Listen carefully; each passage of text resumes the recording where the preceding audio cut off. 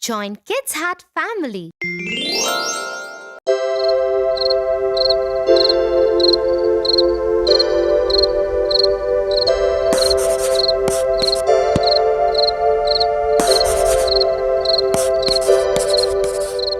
Tia, aren't you going to your friend's party? No, Tofu. Mummy has asked me to stay home with you tonight because she and Papa will be returning home late. Oh no, I'm sorry, Tia. Because of me, you can't go to your party. It's okay, Tofu. Sometimes we have to sacrifice things for the ones we love. Just like the Little Mermaid. Little Mermaid. Is it a story? Tell me, Tia, please.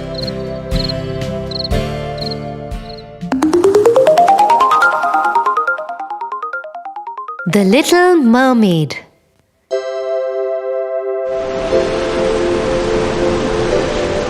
Once upon a time, there was a sea kingdom at the bottom of the sea. The king of the seas had 6 beautiful daughters who were mermaids.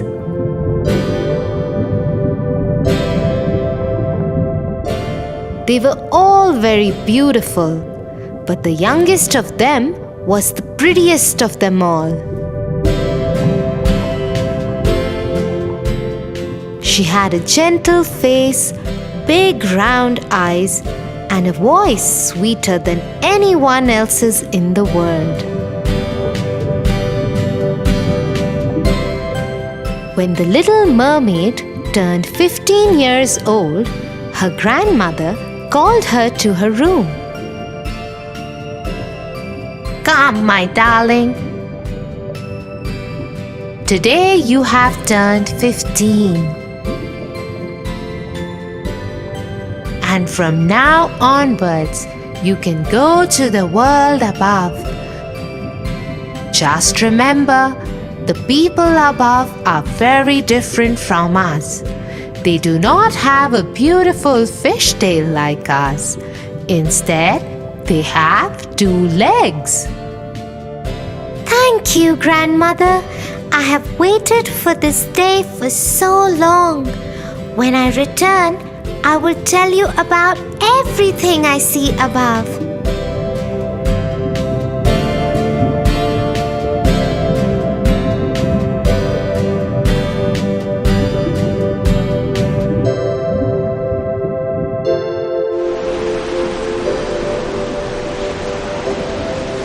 That night, the Little Mermaid went to the surface of the water.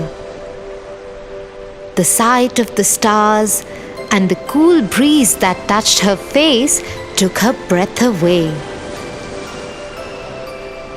She was just getting used to the feeling when she saw a big ship cross in front of her. Aboard it were many men,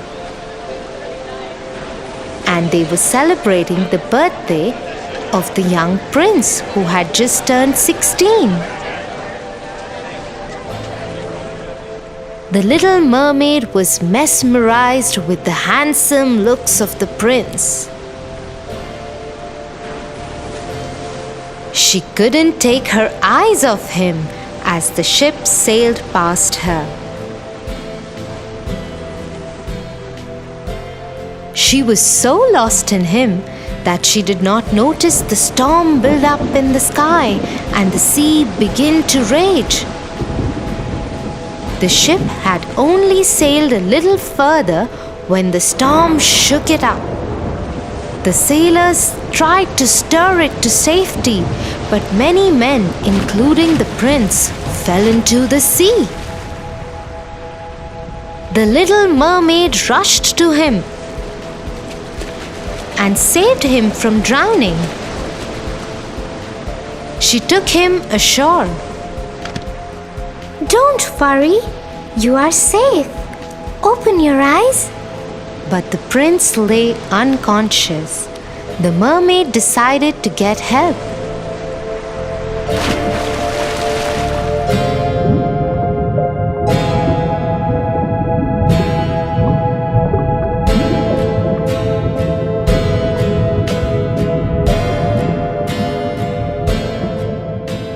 When she couldn't get any, she came back to where the prince was. She saw him surrounded by many people. A beautiful princess was kneeling by him as others worked to awaken him. The prince opened his eyes, and the little mermaid was relieved that her prince will be saved now. You saved my life. Thank you. The prince knew nothing about the little mermaid. He didn't even know that it was she who had actually saved his life. This broke the mermaid's heart. She went back to her father's home.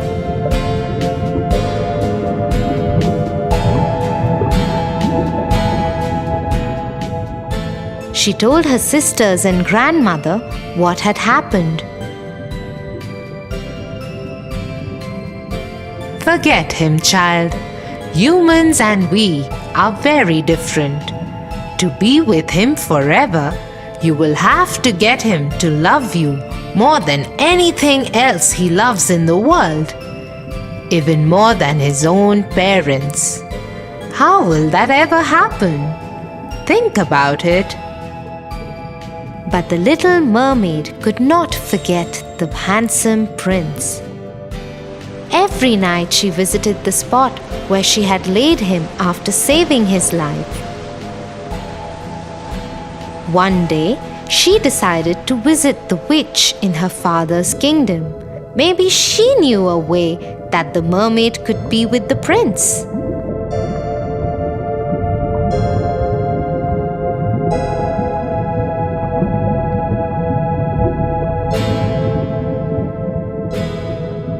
Yes, there is a way. I can send you to the land above the sea. You will lose your fishtail and have legs. If by the second sunset you can get the prince to love you more than he loves his parents, then you can be with him forever. Otherwise, you will die and become foam in the sea. But in return, you must give me your voice. But without my voice, how will I make the prince fall in love with me? You still have your pretty face and eyes. You will also be the most beautiful dancer anyone has ever seen. Now go. In a flash, the mermaid found herself on the land. Her fishtail turned into human legs. It caused her pain, but she could not even scream because the witch had taken her voice away.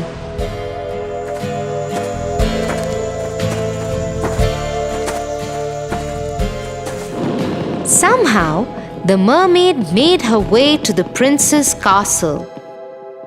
There was a big celebration going on there, but the guards would not let the mermaid enter because they didn't know who she was, and she couldn't answer them when they asked her about it. So she was not allowed to enter. Somewhere in the castle, music started playing. Remembering what the witch had said about dancing, Little Mermaid started dancing.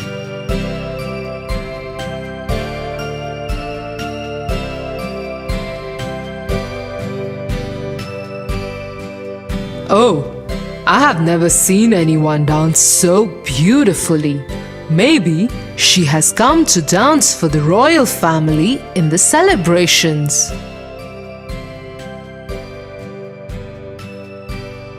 Oh, she is a dancer. Let me take her to the court. Once the mermaid reached the royal court, she saw that the celebration was for the wedding of the prince. Little Mermaid was heartbroken. She thought the only way of meeting the prince now would be to dance and draw his attention towards her. And so she performed a beautiful dance for the royal family.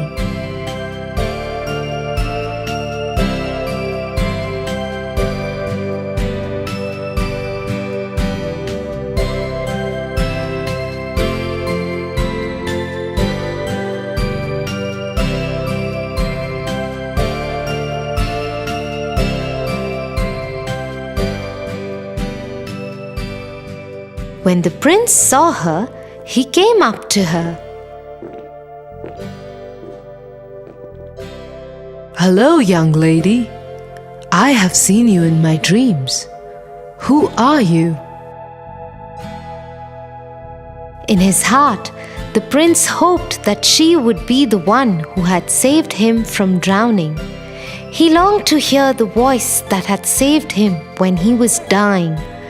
But no sound came out when the little mermaid tried to reply. Forgive me. I think I am confused between you and someone else. But please do join us. The prince led her to the ship on which the wedding was going to take place. Many people spoke to her, but she could not answer anyone. The princess was especially kind to her and took special care of her. I know you saved the prince that day. Thank you. Because of you, I have found the love of my life. Please always stay with us. The little mermaid saw that the princess and the prince loved each other and were very happy together. She decided not to pursue the prince anymore. He belonged to another woman. Although her heart ached to let him go, she happily attended the wedding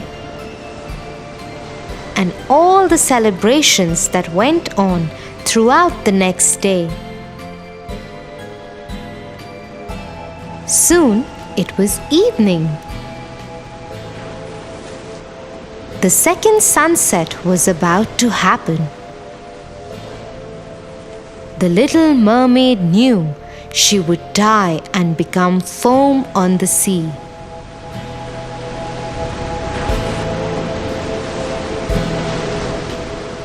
As she stood there, looking at the prince and his princess, she heard some voices behind her. She turned around to see. Her sisters were there in the water. But all of them had very short hair now, instead of the long flowing locks they used to have earlier. Sisters, what are you doing here? We have come to save you. We went to the witch. In exchange of her hair, she gave us this knife. If you stab the prince through his heart before sunset, you can be saved.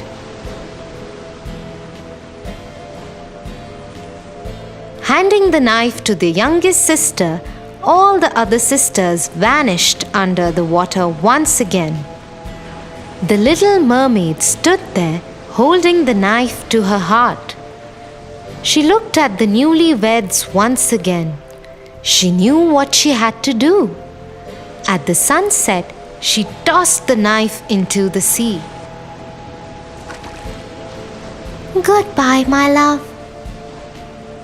And so, for the happiness of her beloved prince, the little mermaid sacrificed her own life and joined the sea as foam.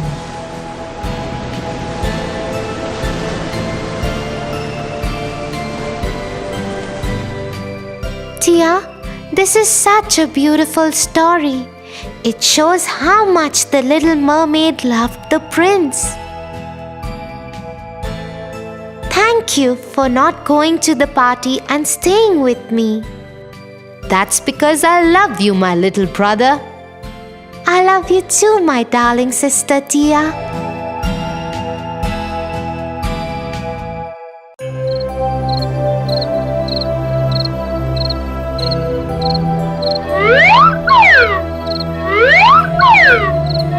Did you have a good birthday, Tofu? Yes, very much. And look at all the lovely gifts you've got. Yes.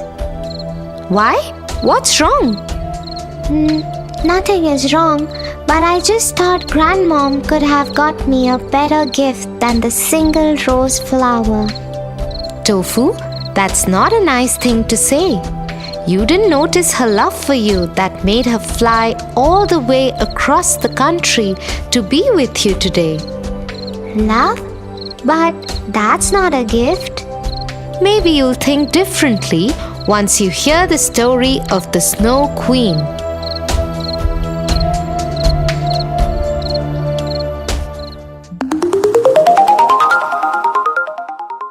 The Snow Queen.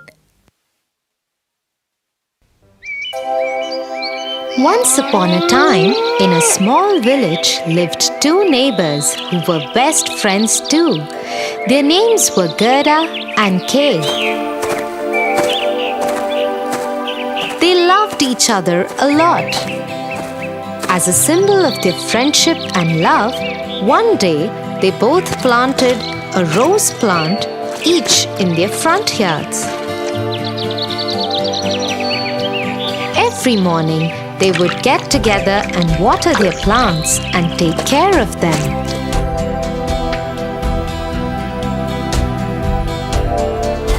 When winters came, Gerda invited Kay. Why don't you come over in the afternoon? My grandma has promised to make us a cup of hot chocolate and tell us a story. Okay, Gerda, I will come over after finishing my chores.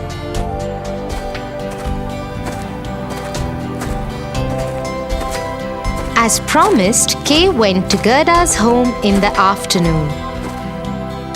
Tell us the story of the Snow Queen, Grandmama. Bah, there is no Snow Queen. Do you still believe in such stories? Little did Kay know that the Snow Queen did exist.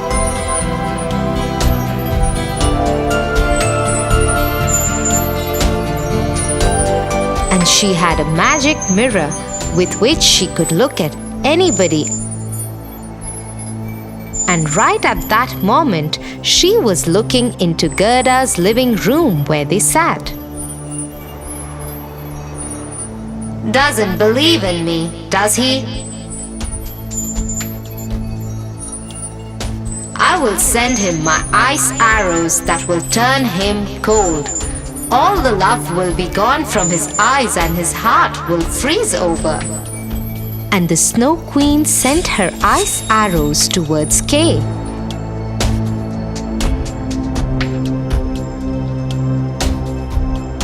As soon as they entered Gerda's home, they went straight for Kay's eyes and heart. Ouch! My eyes! What's happening? They hurt! What is wrong, Kay? Ouch! My heart! It hurts too! Kay, what's wrong?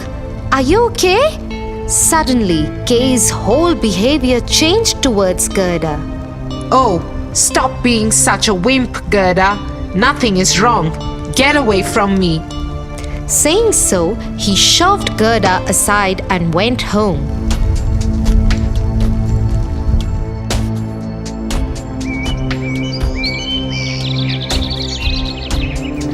Over the next few days, he would give cold, mean looks to Gerda and would never talk to her nicely. He wouldn't even come to tend to the roses that they had planted. One morning, when Gerda was watering the plants, she saw Kay get into a carriage with a lady who was wearing a white gown. She had skin like diamonds and her hair was silver white. Gerda immediately knew that it was the Snow Queen. She decided to follow her, but the carrot just vanished into thin air. So she went to her grandmama. Here, take this hand mirror and follow what it tells you. The mirror only tells you the truth. Gerda took the mirror from her grandma and looked into it. The mirror told her to find the flower garden. So Gerda went looking for it.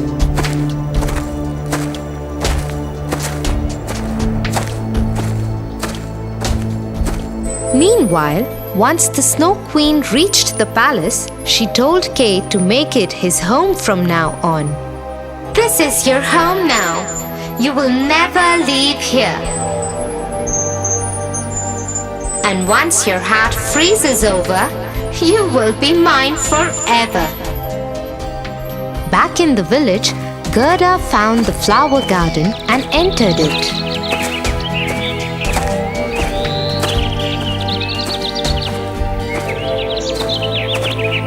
The garden was full of the most beautiful flowers Gerda had ever seen.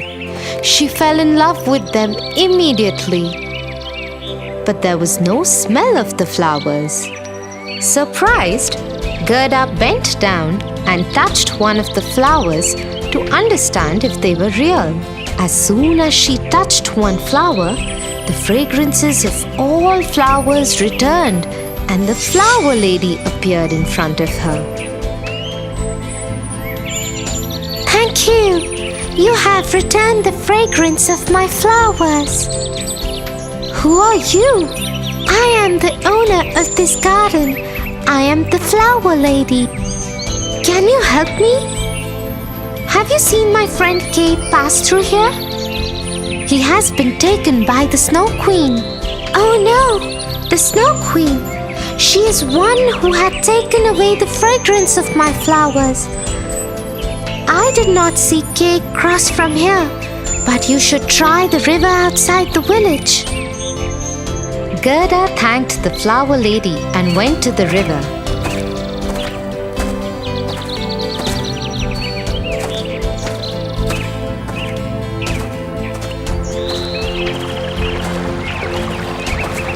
There she saw a boat waiting for her. She climbed into the boat and it took her to the pirate ship.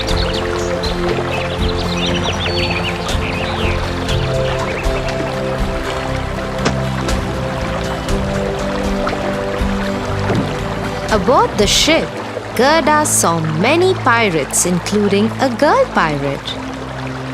Hello, can you help me? I am looking for my friend Kay. The Snow Queen has taken him. I don't know any Kay. And even if I did, I wouldn't tell you, because once aboard the pirate ship, you can't go anywhere. You have to be here.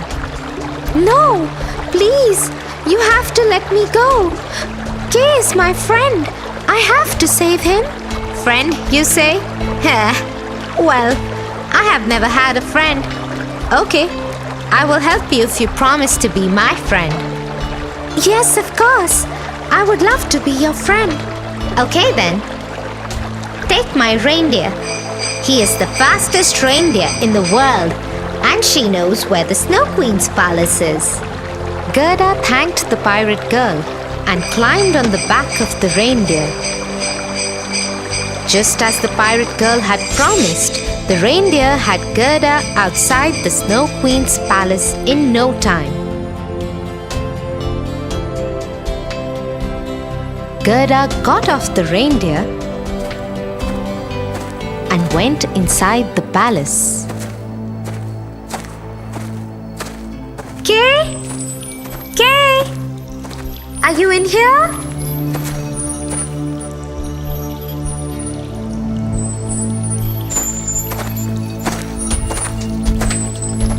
What are you doing here?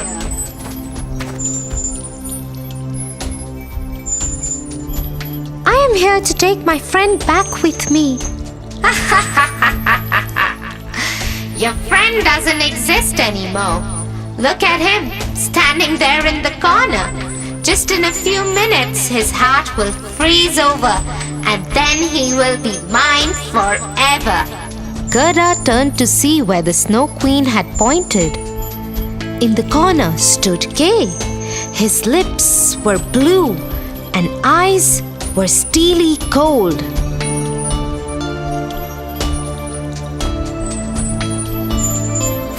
Gerda rushed to him. Kay, it's me, your friend. When Kay didn't reply, she reached out for his hand. His old friend's touch returned the color in Kay's eyes. Encouraged by this change, Gerda pushed on. Remember all the times we had fun at home? And our roses that we have in the front yard. There is no point in all this. His heart will freeze soon. Hearing this, Gerda broke down and started crying. As she was crying, her tears rolled down from her eyes and onto the hands of Kay. As soon as that happened, Kay looked up at Gerda and smiled. Gerda, my friend, you came for me. This is impossible. Nothing can ever turn my curse over. She tried to pull Gerda away from Kay. And that's when Grandma's mirror fell out of Gerda's pocket. When the Queen looked into it, it spoke to her. Snow Queen, you have been mistaken. There is one power stronger than your curse, and it is the power of love. Hearing this truth, the Snow Queen started crying and soon dissolved in a pool of her own tears. Oh, now I feel so terrible, dear. I think I have not been fair to Grandmom. Well, you still have time to make things better, Tofu. Yeah, you are right, dear. I will go to her and apologize right away. Don't forget to give her a kiss and a big hug.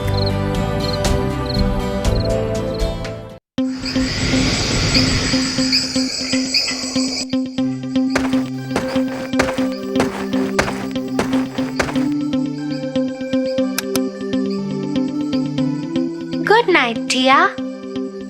Good night, Tofu.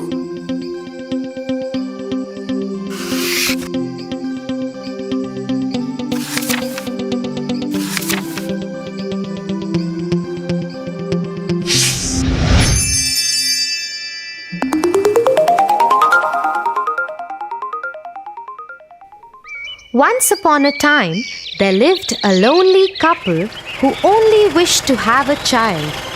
They lived in a little house all on their own. At the back of the house, there was a small little window from which a splendid garden could be seen. This garden was full of very beautiful flowers and herbs. No one dared to enter the garden as it belonged to a witch named Dame Gothel. One day, the woman saw a plant called rampion, which is used to make salads. Dear husband, I have a strong desire to have a salad made out of that plant. Oh, but that belongs to the wicked witch. Oh, please do something. I really want to eat those rampions. Okay, dear, I will try to get it for you. At midnight, the husband climbed the wall into the garden of the witch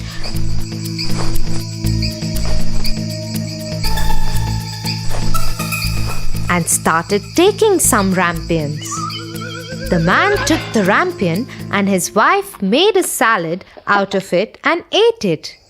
But the very same night, there was a knock on the door, and the man knew something was wrong. How dare you, human! Come into my garden and steal my rampions like a thief. You will suffer for it. Oh, please forgive me. My wife saw your rampions from the window and she wanted it so bad that I could not say no to her. Oh, if that's the truth, then I will let you have as many rampions as your wife wants, but only on one condition. What is that condition? You must give me the child which your wife will bring into this world. The man, in his terror, consented to everything. As time passed by, the couple gave birth to a beautiful little baby girl. But that very same night, the witch came to their door and took away the baby girl, leaving the poor parents in complete sorrow. You are such a beautiful looking girl. I will name you Rapunzel and take care of you. Ha ha ha ha ha. The witch kept her locked in a tower with no doors and stairs, but just a small little window. As the time passed by, Rapunzel grew into a beautiful girl with very long golden locks. But her beauty went in vain because the cruel witch never allowed her to go anywhere. Sad Rapunzel just used to stand at the little window and sing sad songs. When the witch had to visit Rapunzel, she used to ask Rapunzel to let down her hair.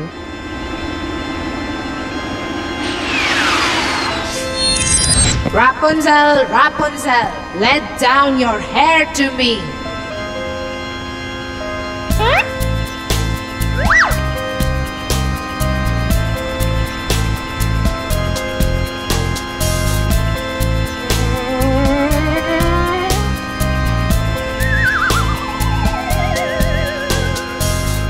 One day, when Rapunzel was standing at the window singing sad songs,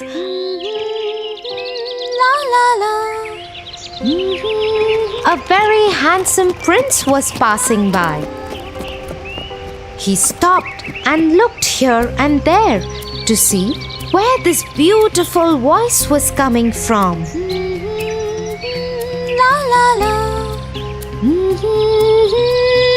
Oh, what a beautiful song! Who is singing so beautifully?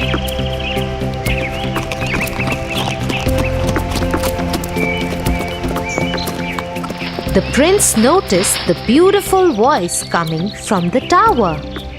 He wanted to climb the tower and looked for the door, but could not find one. He went back home in dismay. But Rapunzel's singing had touched his heart so much that every day he started going to the forest to listen to Rapunzel's songs.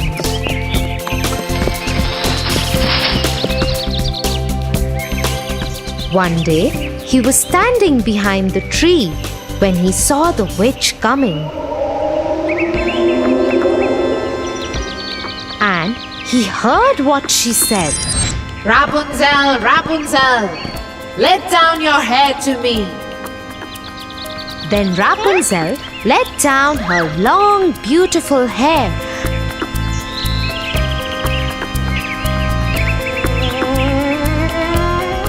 And the witch climbed up the tower. Oh, that's the way to climb up to the tower. I shall do the same.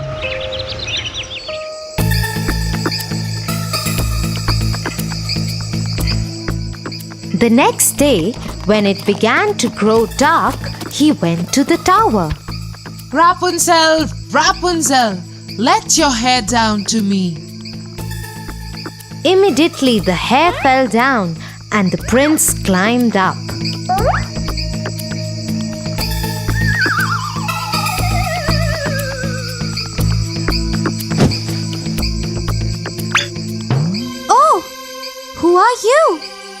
O Lord, you are the most beautiful maiden that I have ever seen in my life. I have lost my heart to you. Will you marry me? Will you be my wife and live with me in my kingdom? Oh, my prince, I wish that was possible. But the witch won't let me go out of this tower. And if she comes to know about you, she will kill you. I don't care. You are coming with me now. Come on, let's go. Oh, Prince, I am ready to go away with you. But I do not know how to get down. If I let down my hair, then how will I get down?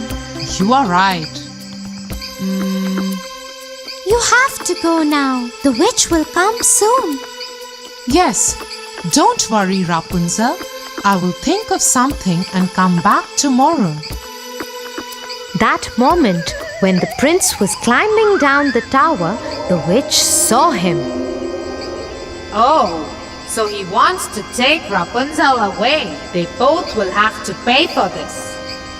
The witch climbed the tower after asking Rapunzel to let down her hair.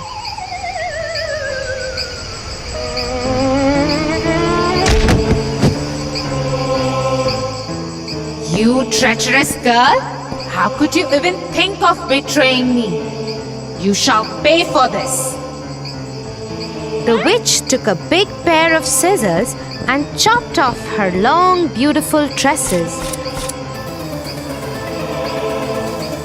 Rapunzel was left all alone in the desert by the witch to live in grief and misery. Meanwhile, the prince returned the next evening to take Rapunzel away. Rapunzel, Rapunzel, let down your hair. The wicked witch let down the long braid that she had chopped off from Rapunzel's hair, and the prince climbed the tower without knowing what danger was awaiting him. When the prince was about to enter the window, the wicked witch chopped off the braid just to see the prince fall off the tower into the thorny bushes under the tower. The prince started bleeding from his eyes as the thorns blinded him completely. The witch cast a spell on the prince, and he wandered in woods around the world without any sight and survived in poor conditions. Meanwhile, the prince roamed about in misery for 2 years, and finally he got to the desert where Rapunzel was left by the witch. La la la. He suddenly heard the beautiful, sad voice of his beloved and started shouting in excitement. That voice! That voice! Is it you, Rapunzel? Is it really you?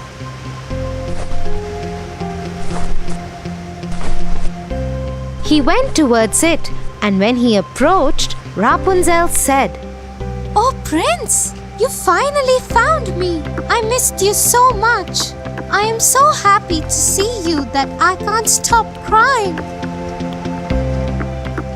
2 of her tears fell on his eyes, and they grew clear again, and he could see with them as before. I can see again. Oh, my sweet Rapunzel, what have they done to us? Let's go back to my kingdom. He took her to his kingdom. After a year, Rapunzel gave birth to a pretty little baby girl who looked just like her, and they lived happily ever after.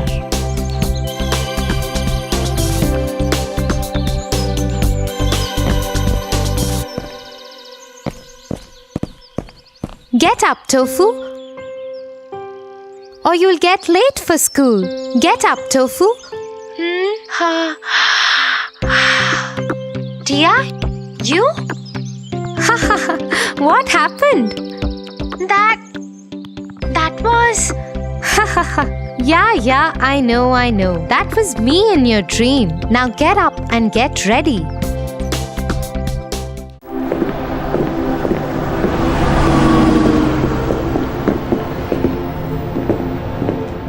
Tia, yesterday in our class, my friend Ben forgot to bring one of his textbook, and Ted offered to share his textbook with him. Ben promised Ted to help him in learning football after school. But after school, when Ted asked Ben to help as promised, instead of helping, Ben left for his home. That's bad. One should always stand by their promises. But Tia, today again Ben forgot his textbook, and when he asked Ted to help, Ted refused. Tofu, we should be sensitive towards every human being. You know, we should always help people around. Come, I'll tell you a story.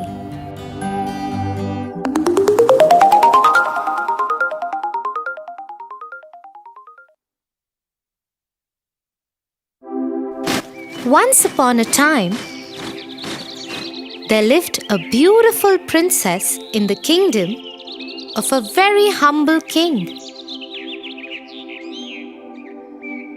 The princess was so pampered by her father that she turned out to be a little proud of the fact that she is a princess.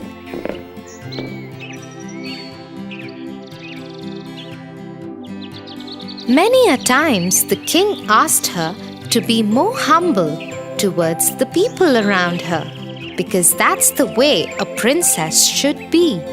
I know, my little princess, that you are my pampered child. But you should be little more empathetic towards other people. Everybody is same. It's just that some are fortunate, some are not. But the princess just ignored what her father had to say and went out to play with the golden ball that her father had gifted her on her birthday.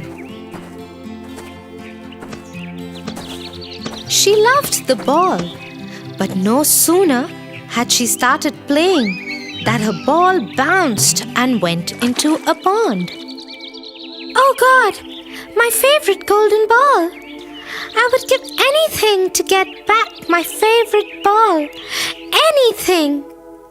Hearing the princess cry out loudly, a frog leaped up and sat on a lotus leaf and said, Princess, I just saw what happened. I will get the golden ball back for you. But you have to promise me something. How in the world did the slimy frog talk? The princess only wanted her ball back, so she hurriedly said yes. What is it that you want in return? I want you to take me back to your palace and pamper me. I would eat with you, play with you, and sleep in bed with you. The princess was horrified at the very idea and had no intention of doing any such thing. She agreed to the condition as she thought the frog would not be able to reach the palace on his own, and she had no intention of taking him along with her. She told him to hurry and get the ball back and waited with bated breath for her golden ball. The frog jumped into the pond and in no time at all came back with the golden ball. She took the ball from him and ran back to her palace as fast as she could. Princess, come back! You promised to take me with you. You can't break your promise. But the princess ignored to his calling and ran as fast as she could. She was relieved when she reached her room and soon forgot all about the frog.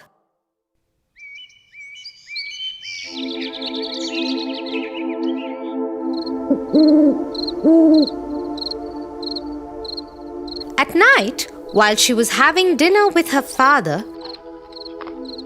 there was a loud knock on the door. Oh Open the door, oh princess! It's me, the frog from the pond. You promised to keep me with you. Being a true princess, you should keep up to your promise now. Who is that? And what does he want? The princess, being a little scared of her father, told him about the afternoon incidents.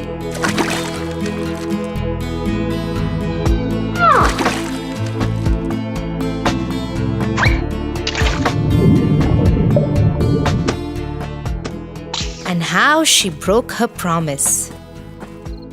You are a true princess, my love, and you should keep up to your promise, no matter what.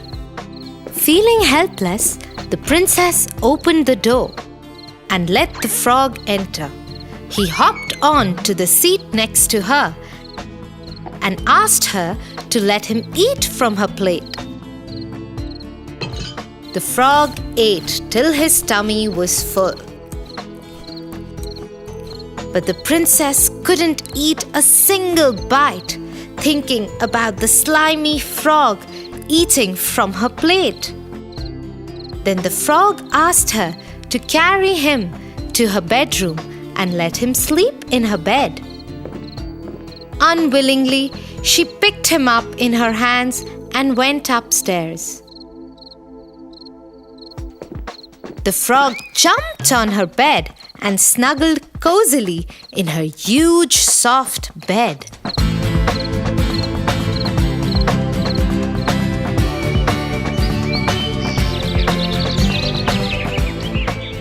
The next morning, the princess got up to find the frog missing from her bed. Happily, she hopped from her bed, thinking that the ordeal was over.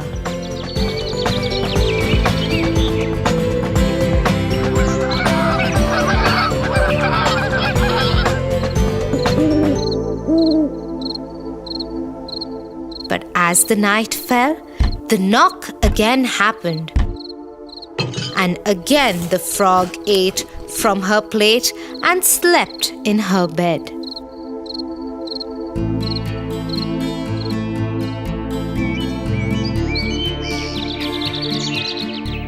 Feeling sad about sharing her food and bed, she went to her father and asked him if she could stop now. The king again told her that a promise was a promise and cannot be broken.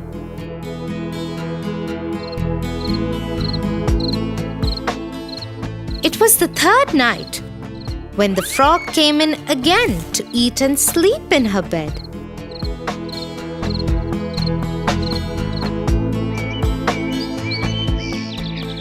But the next morning, the princess was astonished to see that the frog was not in her bed. And a handsome young prince was standing next to her bed. What? Who are you? Where is the slimy frog? Dear princess, it's me, the frog. A witch cast a spell on me that could be broken only if a princess would let me eat in her plate and sleep in her bed for 3 nights. You broke that spell by keeping your promise, and here I am, standing in front of you. I am the prince from the neighboring country. Would you like to be my wife? Not able to resist the handsome prince, she said yes, but had something more to say. Oh, prince, I would love to be your wife. But how would you forgive me for being so rude to you? She was guilty like hell, but the prince was a humble man. He said, Oh, my dear princess, I can understand your reasons and I am ready to forgive you. But you have to promise me that in future you won't judge anybody by the way one looks or the job one does. Everyone is equal and that's how they should be treated, equally. Saying this, the prince took her in his arms and decided to take her to his kingdom, where they lived happily ever after. Oh dear, you are right. We should always keep our promises and help people in need. Thanks for the lovely moral story. Come, Tofu, let's go and play some games now.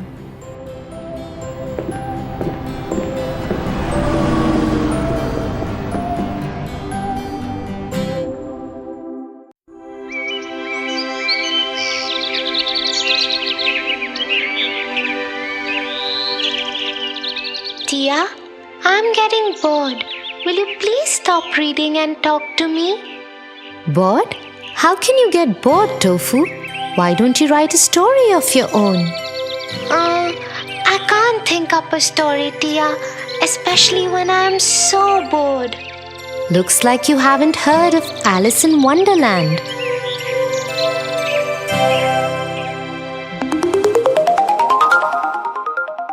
Alice in Wonderland.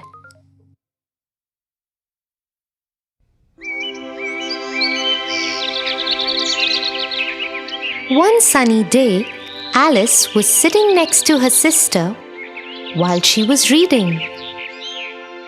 Her sister had been reading books all morning, and Alice was very bored now.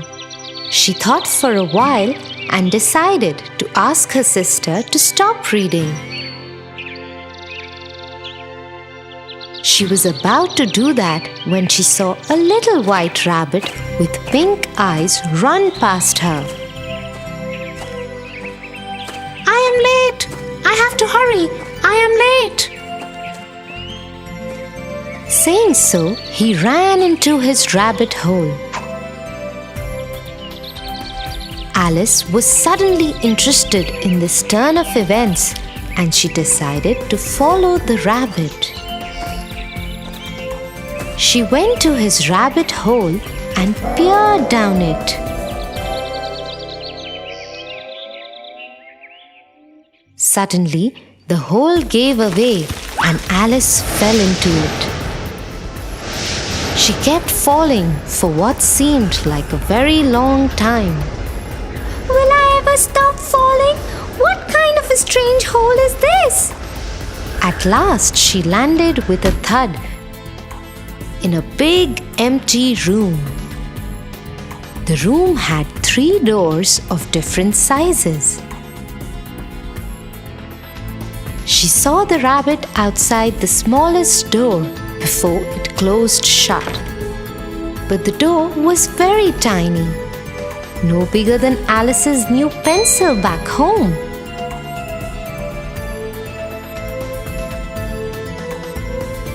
I must get on the other side of that door. But how will I do that? It is so small. Then Alice noticed a small table in the corner of the room. She went to it to find a small bottle of pink potion with the label "Drink Me" on it. Next to it was a small little key, the size of the smallest door's lock. I think this key belongs to that door. I wonder what this potion will do to me. Let me try. And so Alice took the key in one hand and drank the potion from the bottle. Suddenly, Alice could no longer see the top of the table. The empty bottle of the pink potion became too heavy for her and fell out of her hand. She was shrinking. What is happening to me? I am shrinking. Once Alice was small enough to go through the smallest door, the shrinking stopped.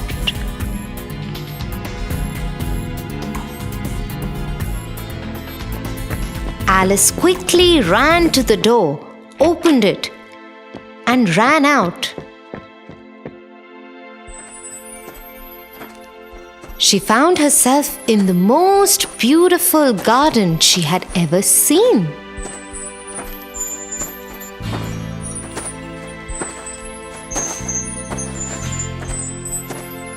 But she could not enjoy it because she was so tiny and all the flowers and plants were so big.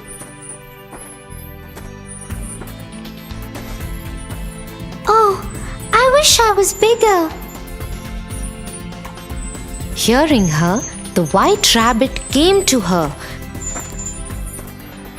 And ordered her rather rudely, "Go to my house and get my gloves and fan." Alice didn't know why the rabbit was so rude to her. Perhaps he didn't like being followed. Nevertheless, she decided to follow the instructions because she was curious and wanted to see the rabbit's house.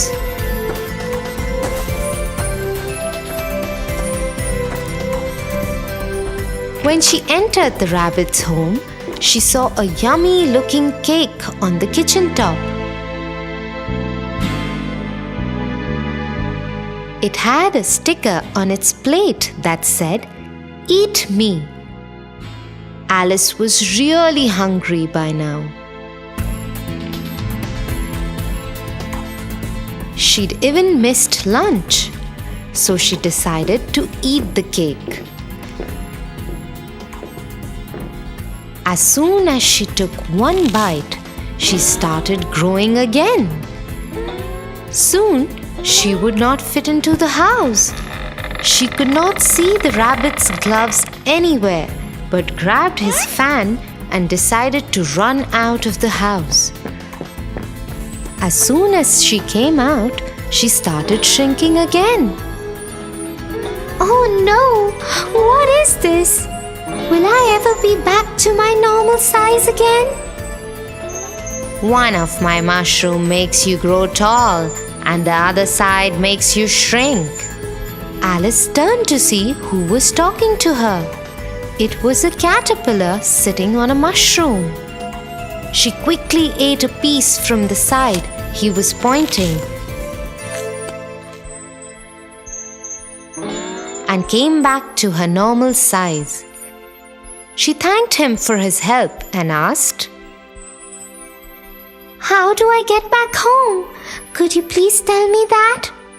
That path leads to the Mad Hatter and the other one to the rabbit's home. This time it was a cat that sat in the tree that spoke. Alice thanked him and took the path to the Mad Hatter. She didn't want to meet the rude rabbit again. I will meet you in the evening at the Queen's palace.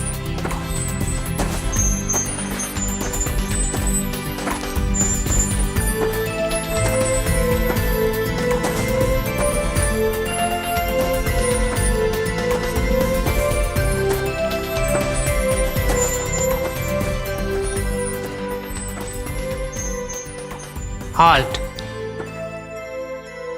To go further, you must answer my question correctly.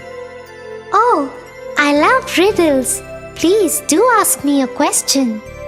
Tell me, why is a raven like a writing desk? Alice thought for a while, but she did not know the answer to the riddle. Oh, I don't know the answer to your question. Could you tell me why? The Mad Hatter was taken aback. Never had anyone asked him the answer to his own riddle. Oh well, I don't know either. We don't know anything here. You can go ahead on the path.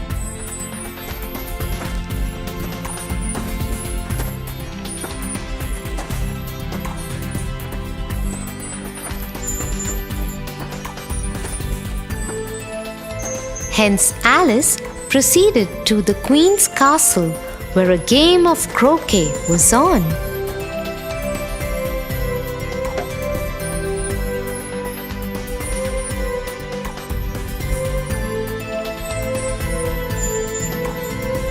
The queen was very unkind and unreasonable. If she didn't like someone, she would instruct her soldiers to be off with his or her heads immediately. Her guards had made a mistake earlier in the day, and so she had turned them into cards for the game.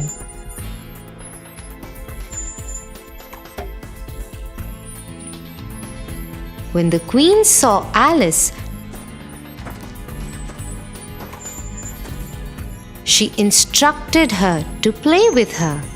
You will play croquet with me, and if I lose, it will be off with the head for you.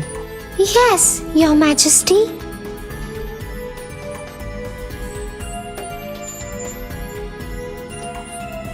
Alice was very careful.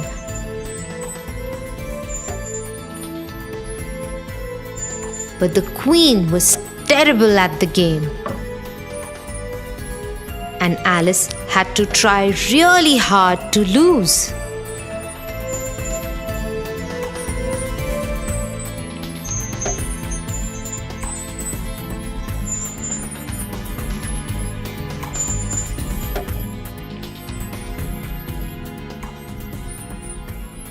Ha! You lost. If I like, I will have your head for it. A trumpet sounded far off, and the white rabbit hopped forward.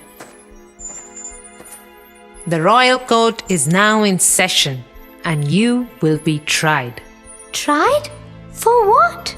I haven't even done anything. You have been accused of stealing heart-shaped tarts from the queen's kitchen. First, you don't know how to play croquet, and then you dare steal tarts from my kitchen? You should be punished. Off with her head. This is silly. I haven't even stolen anything. I just reached the castle and started playing with the queen.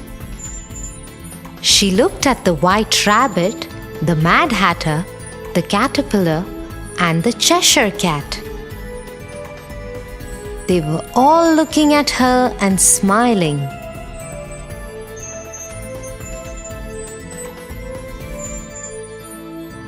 What is going on? Alice felt someone tapping her arm. It was her sister. Wake up, Alice.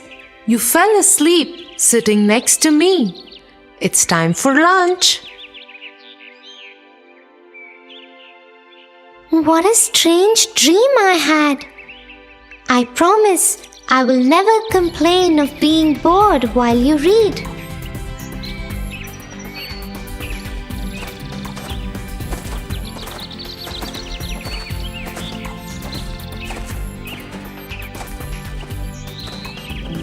That is such a strange story, Tia. Next time you sit to read, I too will write my own story instead of getting bored. Okay, but I have to be the first one you tell it to. Okay, Tofu? Yes.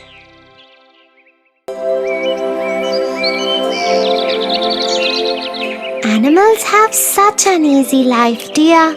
No school, no rules, no homework. What do they have to worry about?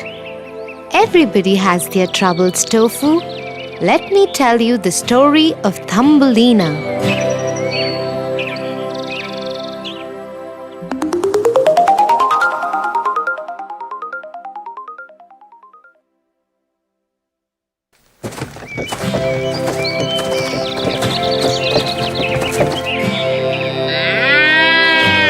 Once upon a time, a woman lived by herself in a faraway village. She was very lonely after her husband had died.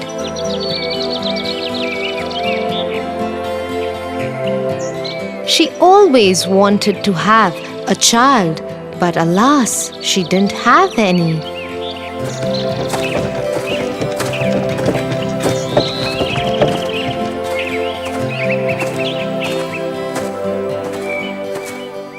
One day, she went to her friend who was a witch. The witch gave her a grain of barley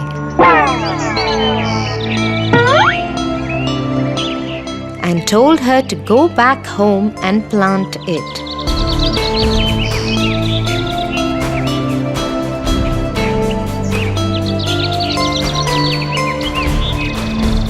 The woman did as she was told. The next morning, a beautiful plant had grown from the seed. It had a lovely flower that looked like a tulip. The woman had never seen a flower like that and was mesmerized by its beauty. She gently kissed one of its petals.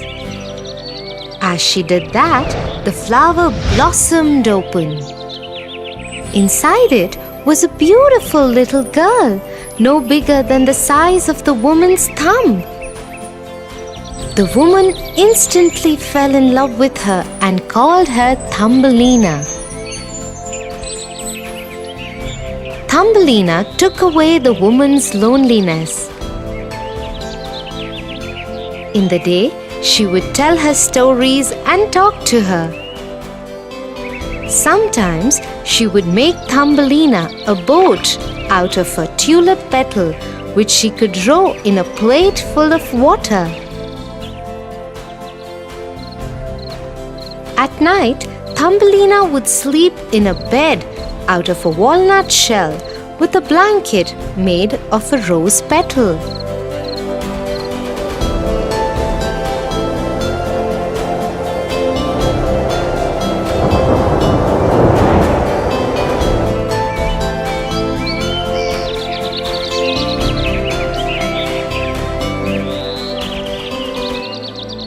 One night, as she was sleeping, a frog came to her window and saw her. He thought to himself, "What a beautiful girl! She will make a lovely bride for my son." And so he grabbed Thumbelina and hopped away to his home.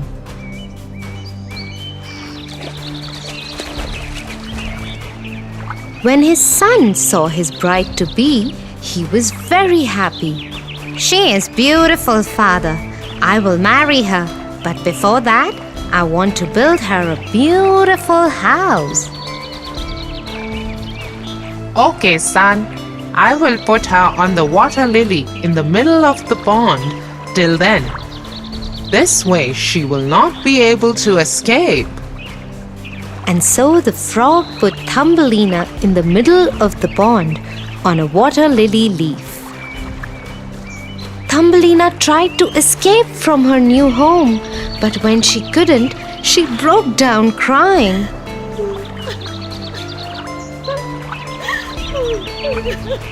Two minnows were sitting under the same leaf and they heard her cry. They asked her about her troubles, and when she told them, they decided to help her. They nibbled away the lily stem. Soon it broke and floated away with Thumbelina.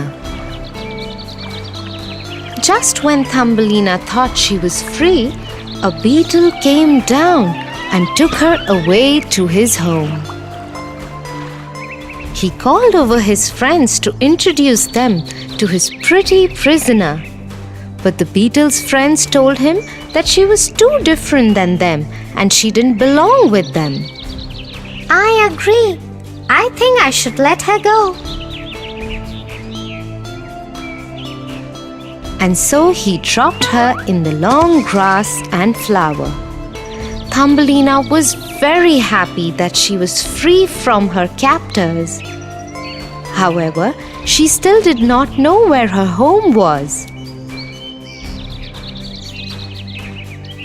She spent many days in the grass and between the flowers. She would eat the pollen of the flowers and drink the dew from the leaves.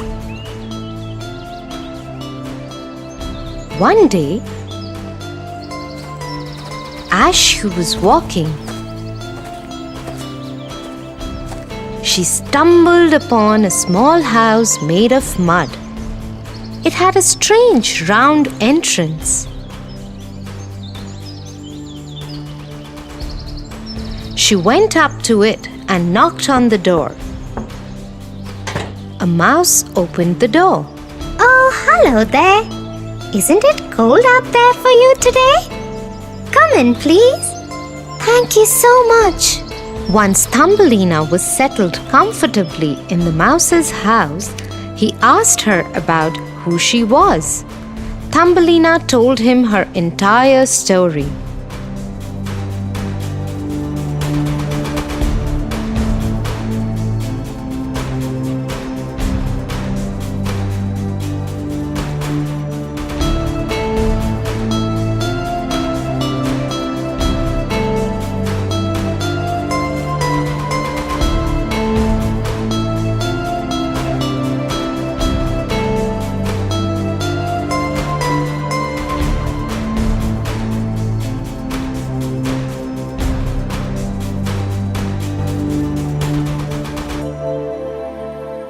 Do not worry. You can stay here as long as you like. So Thumbelina started staying in her newfound home. To make herself useful in the house, she would cook for the mouse and tell him stories.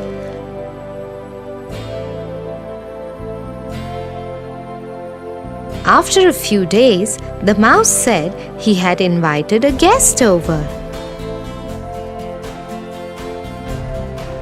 He is the richest mouse in all the land. He is a very good friend of mine.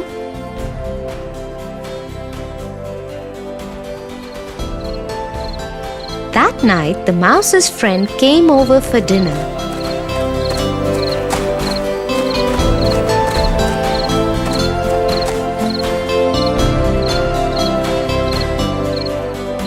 They all talked and had a very good time. During the course of dinner, the friend fell in love with Thumbelina and declared that he would marry her. Thumbelina had no choice but to go along with what was happening. When the friend offered to show her his home, she agreed to visit his house. And the three of them set off together.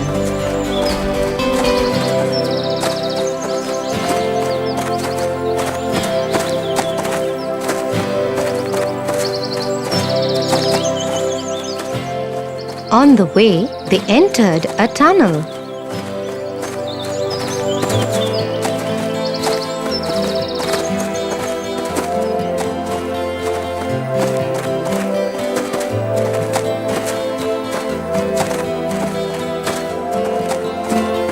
There they found an injured swallow lying on the ground. The mouse's friend kicked it and rudely said, Serves her right.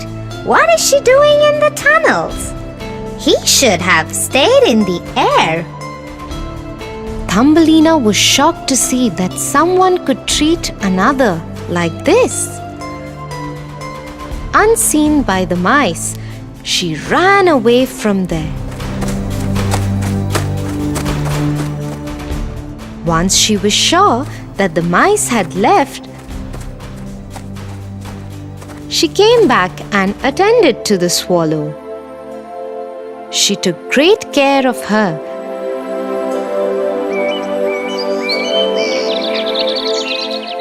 Till she was fit to fly again.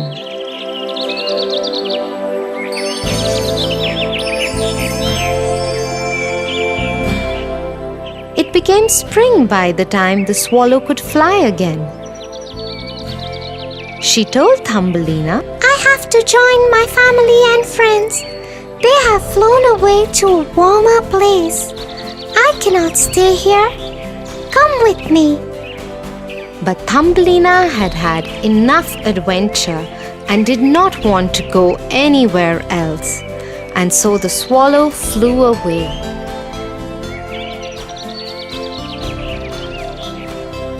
A few months had passed when the love-struck friend of the mouse found Thumbelina again. Oh, my beloved, I have been looking for you everywhere. Now I have found you and must marry you. Thumbelina knew there was no way out of it for her, so she asked him if she could spend one last day out in the open air before she was confined to living the rest of her life underground with him.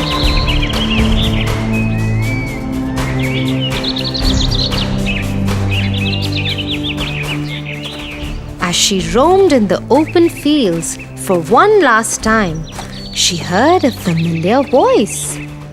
Come away with me, where your spirit will always be free. Thumbelina saw her old friend who had returned for her.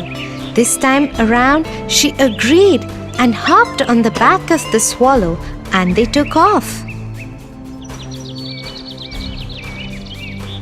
They flew over land and water and fields of green.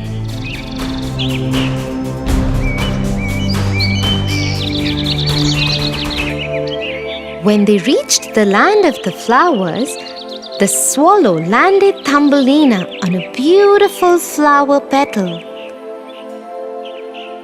This is the kingdom of the flowers, and that is their king. Thumbelina saw a handsome young king with beautiful wings. He was surrounded by lovely flowers.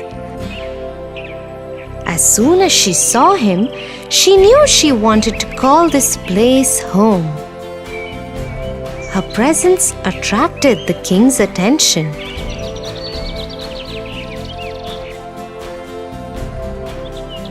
He too fell in love with her immediately. "Will you marry me?" Yes, As happiness spread across her face, she grew a beautiful pair of wings and became the Flower Queen. oh wow, dear. I don't know what I would do if I would land in such a strange world. I think I am happy where I am.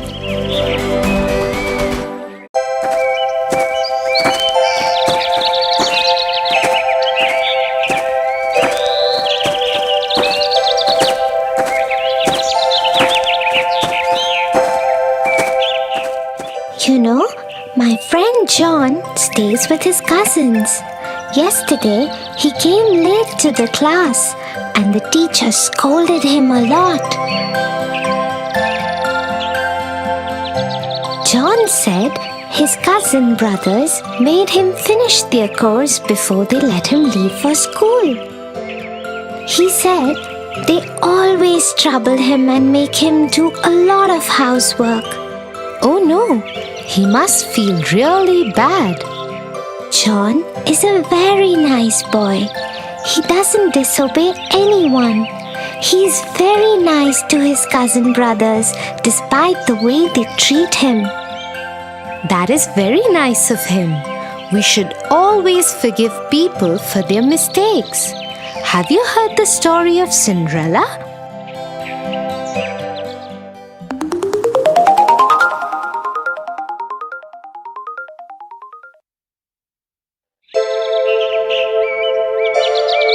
Once upon a time, there lived a young girl called Cinderella.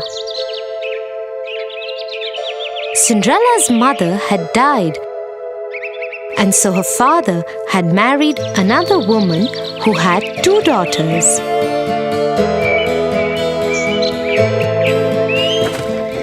One day, Cinderella's father went to work and never returned.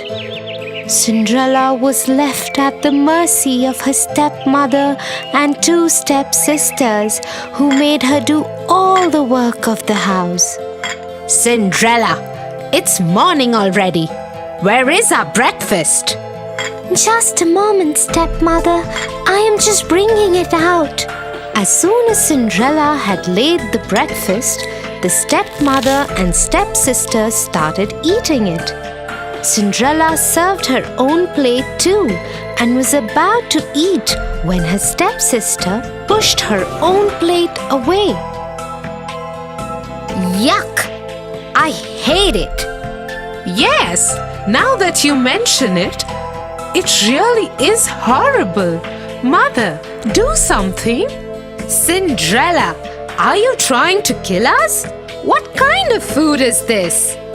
But stepmother, I have made it the way I always make it.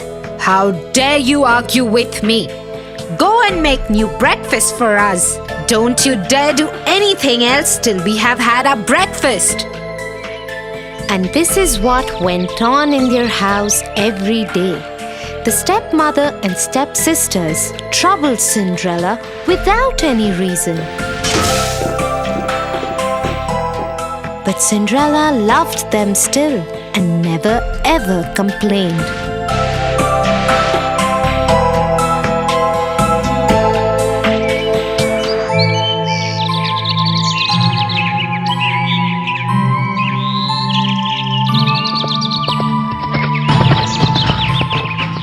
One day, an announcement was made in the village.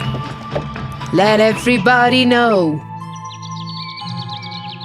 There will be a royal ball at the palace tomorrow night, and the king's son, Prince Charming, will marry a maiden from amongst the guests. Everybody from the village is invited. The whole village was excited. Even Cinderella's stepmother and stepsisters couldn't stop talking about it in the house. And that is how Cinderella found out about the ball. The royal ball! Prince Charming! The whole village is invited. I will finish my work quickly so we can all go together. Won't it be just wonderful? You! Who said anything about you going? You will stay here and polish our shoes till you can see your face in them. And so, with a heavy heart, Cinderella saw her stepmother and stepsisters dress up and leave for the royal ball the next day. Once they had left, she cried bitterly. Suddenly, her room lit up, and Cinderella saw the most beautiful fairy she could imagine. She held in her hand a delicate wand. Who are you? Get up, child. I am your fairy godmother. I am here to get you to the royal ball. Really? I never knew I had a fairy godmother. But how will I get to the ball?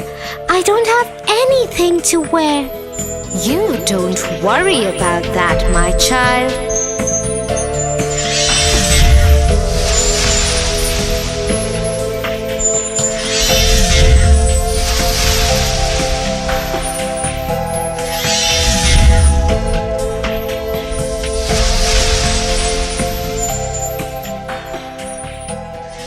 And so, in just a few minutes, Cinderella was ready for the royal ball.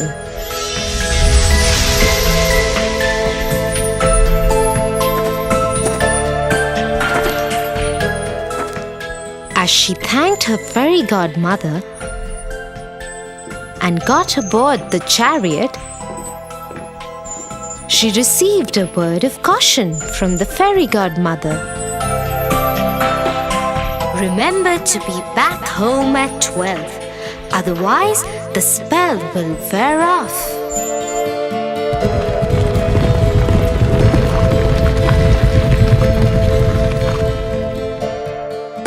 Soon Cinderella arrived at the palace.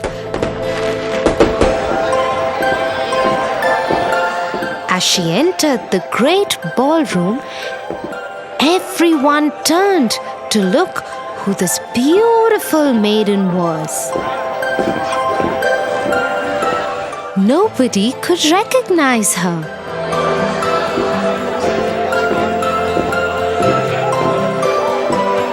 Not even her own stepmother and stepsisters. Prince Charming walked to her. May I have this dance with you? Yes, Your Highness. And so Cinderella and Prince Charming danced together throughout the evening.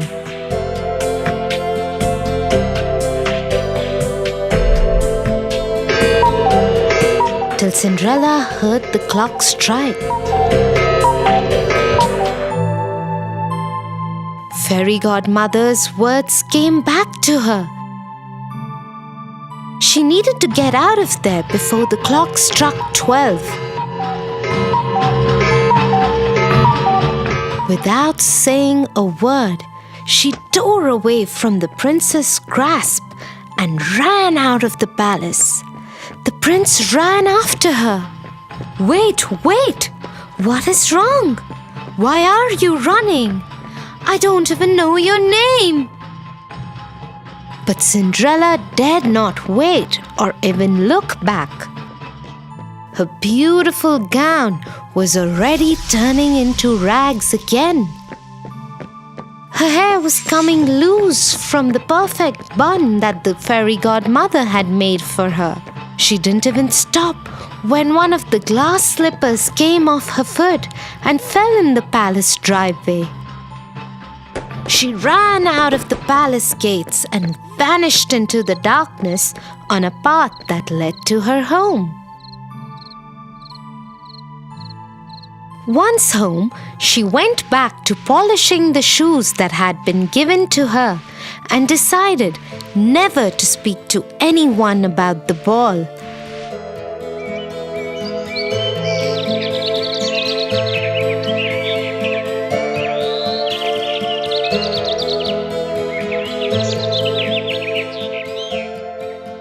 A few days later, two men from the palace showed up at their door. The lady that Prince Charming fell in love with left behind her glass slipper at the royal ball. The prince believes that such a beautiful slipper could fit only his beloved. And so we're asking all the girls in the village to try the slipper. The one whom it fits would be the one the prince will marry. If you have any girls in the house, please ask them to try the slipper.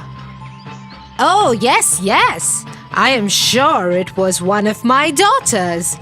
The slipper would fit one of them. And so both the stepsisters tried to fit their foot into the slipper one by one. They pushed and pushed, but couldn't get their foot in. Looks like it wasn't your daughter's after all. Is there any other young lady in the house? No, there isn't. You can leave. As the king's men made ready to leave, suddenly the door of the house was thrown open. And Prince Charming himself stood there. Who is this beautiful girl in the upstairs window? Madam, you have lied to us. I demand that the girl be called forth and try the slipper. Yes, but she is only a servant girl. Nevertheless, Cinderella, come down here at once. Yes, stepmother. The moment Prince Charming saw Cinderella, he knew he had found his beloved. He took the slipper from the king's man and slipped it onto her foot himself. The slipper fit perfectly in a moment. Cinderella was once again transformed into the beautiful maiden from the night of the ball. Prince Charming took her to the palace with him.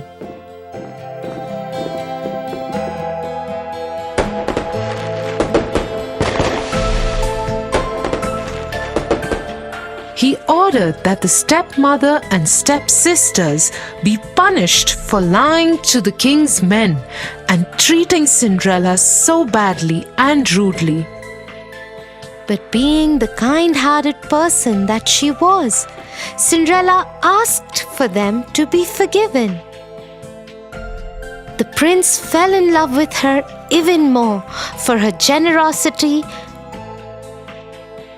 and they lived happily ever after.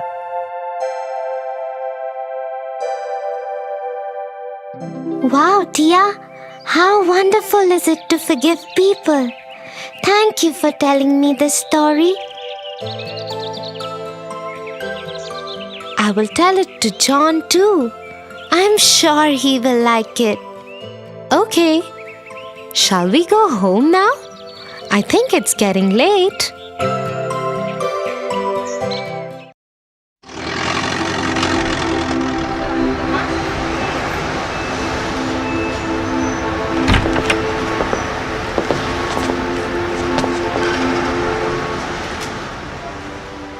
Look at that man, Tia. He looks so scary. I wouldn't want to be around him. That is not a nice thing to say, Tofu. Just because he scares you doesn't mean he's not kind and caring. Let me tell you a story of the Beauty and the Beast.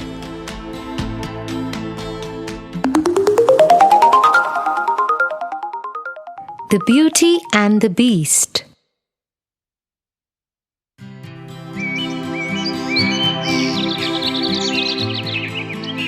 Belle lived in a village with her father Maurice, who was an inventor. One morning, as she was returning from the market, a hunter named Gaston stopped her. Gaston was an arrogant young man. Everybody in the village knew he always got what he wanted.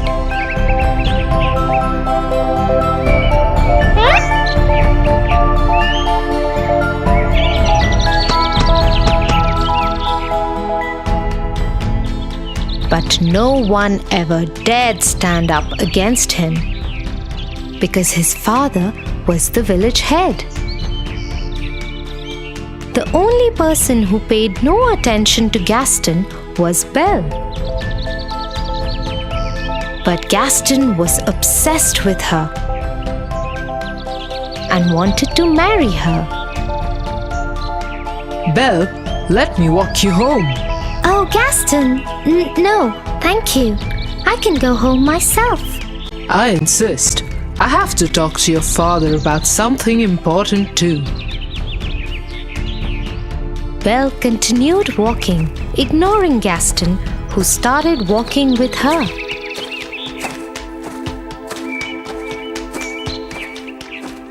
Once home, Belle quickly went inside. Maurice, Maurice, come out. I have to talk to you. What is it? It is your lucky day. I am going to marry Belle.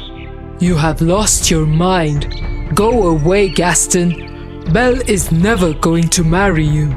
Just then, there was a loud explosion in Maurice's lab, and he took off towards it. Belle also ran towards her father's lab. Seeing that there was no one he could push around, Gaston left.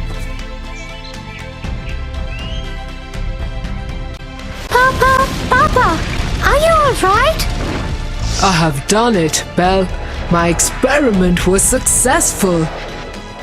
I am leaving for the fair in the nearby village immediately. You will see, my child. People are going to love this. And so Morris leapt on his horse Philip and rode off.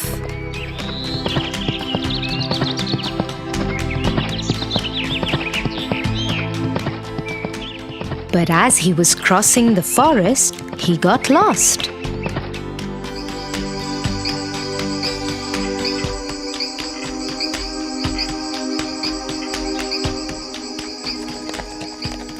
After a few hours, Philip and he landed in front of a huge, lonely castle.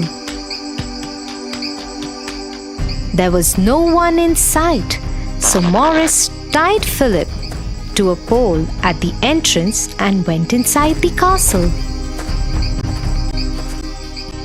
It was pitch dark inside. A few candles were lit in the corners. Hello? Is anyone here? I am lost. Can you help me? A large shadow came across the wall. As it came into light, Morris saw that it was not a man, but a huge, angry beast with an ugly scar across his face. How dare you enter my castle? You need help? I will help you. I'm sorry. I will leave immediately. And Morris started running back the way he had come. But the beast got him and started dragging him. He took him down the staircase and locked him in the dungeon. Please let me go. Please let me go. You will stay here forever. This dungeon is your world now.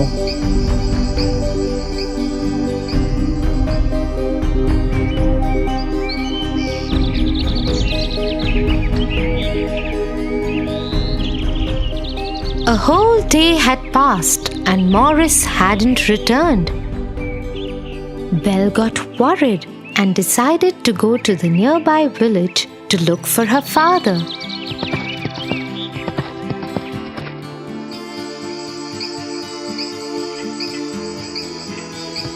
But she too got lost in the forest and landed up at the same castle. Philip was still there, tied to the pole. Belle decided to go inside, just in case her father was there. Hello? Papa? Anybody here? How dare you enter my castle? Get out right away before I lock you in the dungeon too. Suddenly, the beast moved out of the shadows and stood in front of Belle. She was terrified of him, but dared not run. Somewhere from far away, she could hear another voice. It was her father. Please let me go. Let me go, please. Open this door. Let me go, please. Do you have my father? Can you please let him go? Hey, what are you saying? I will stay instead of him. Please let him go. Hearing this, the beast took Belle's hand and dragged her up the stairs.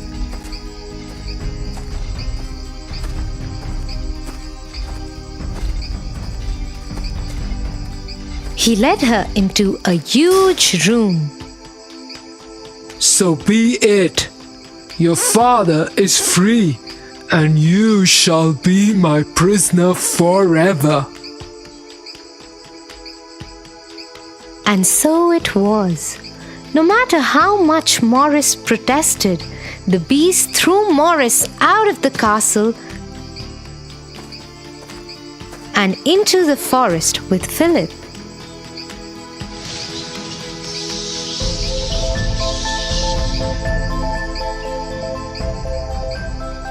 When dinner time came, Belle did not join the beast for dinner. Instead, she stayed in her room crying. The beast entered her room and said, If you are going to stay in this castle, you have to follow its rules. You are expected at dinner. Don't you dare miss it next time. You are a monster! You didn't even let me see my father one last time! Go away! I hate you! Seeing Belle heartbroken, the beast felt bad. He pulled out a hand mirror from his coat and gave it to her. In the mirror, she would be able to see whomever she wanted to see at that moment. Belle looked into the mirror and saw her father finally leaving from the castle and riding into the forest. But to her horror, she saw he and Philip had suddenly been attacked by a pack of wolves. She gave out a loud cry and ran downstairs out of the castle gates and towards her father. Soon, she found herself and her father Morris surrounded by ferocious wolves. Just as the wolves were about to attack Belle, a large paw grabbed one of them by the neck and threw it away. The wolves now turned on the beast, who had decided to follow Belle and help her save her father. The beast scared them off, but not before they had bit into his arm and injured Morris too. He put Morris on Philip, who took off riding as soon as his master was secure. The beast tried to walk towards the castle but fainted and fell.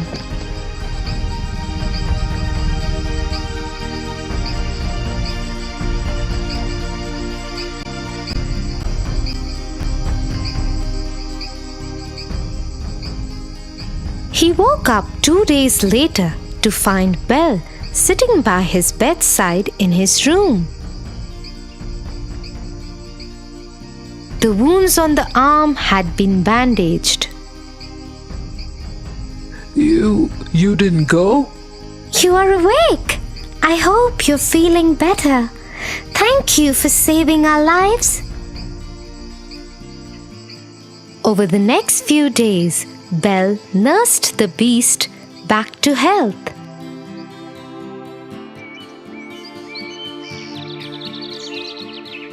As they spent time together, Belle realized that he wasn't as mean as he appeared to be the first day they had met.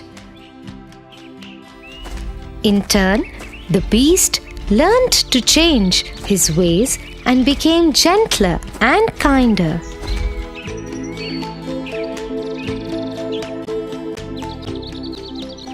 Soon they became very good friends. One day, Belle asked the beast if she could see her father in the mirror. The beast agreed and gave her the mirror. In the mirror, Belle saw all the villagers storming her house. They thought that Morris had gone mad and wanted to send him to the doctor. Nobody believed him when he kept insisting that Belle had been kept as a prisoner by a beast. Worried about her father, Belle requested if she could go to the village for a day just to save her father. And though the beast knew that she might never return, he agreed. Go, but take this mirror with you. In case you ever want to see me.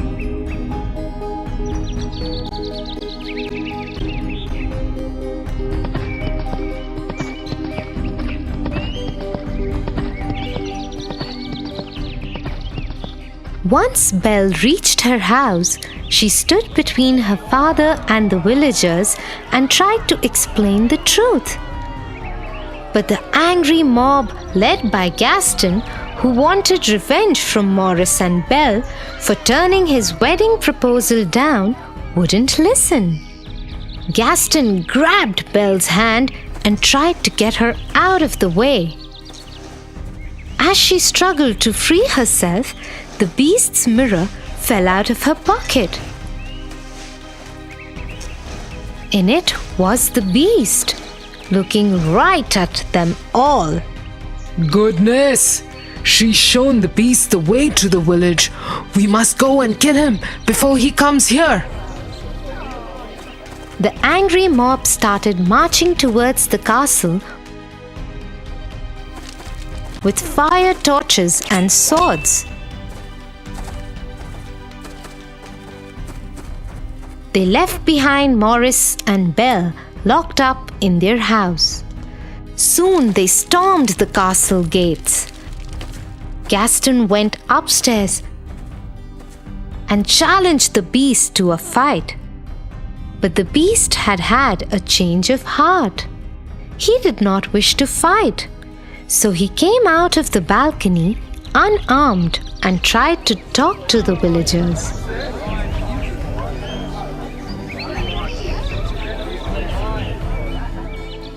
But Gaston wouldn't have it. He wanted to kill the beast, and so he attacked him.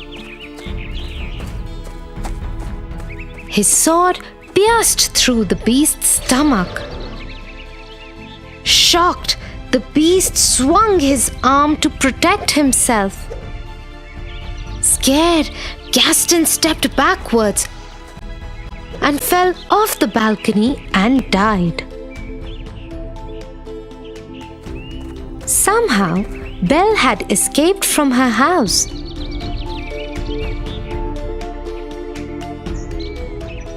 And reached the balcony just as the beast fell on the floor.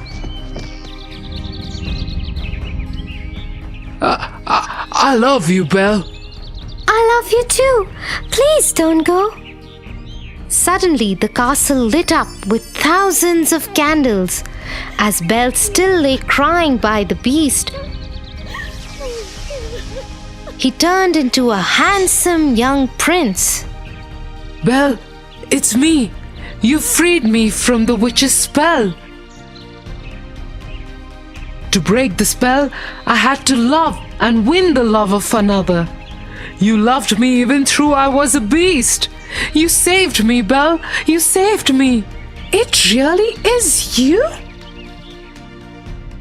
As they hugged each other, they saw the rest of the castle and the forest bloom with beautiful trees and flowers. So you see, Tofu, you should never judge people by the way they look. I'm sorry, Tia. I will always remember this now.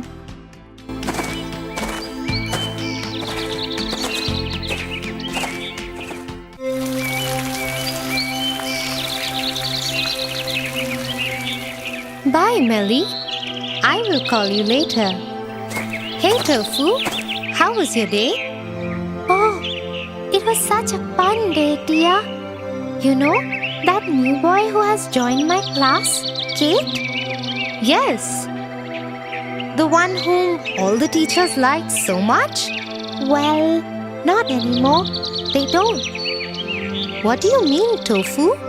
Some of us got together and got her into real trouble with the teachers. The teachers think it was all her fault. Tofu, that's horrible. How could you? Relax, Tia. No one will ever know. I am very disappointed with you, Tofu. But you know what? Evil can never win. What are you talking about, Tia? Snow White and the Seven Dwarfs.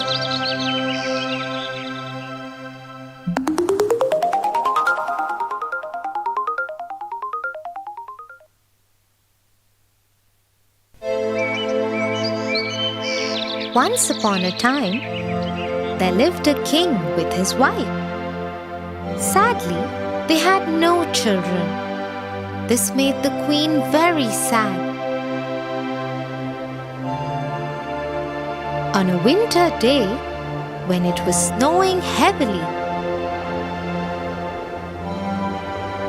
the queen sat in her garden and prayed with all her heart to have a daughter as beautiful as the winter, fair as snow, and with lips as red as the last red rose that bloomed in the garden.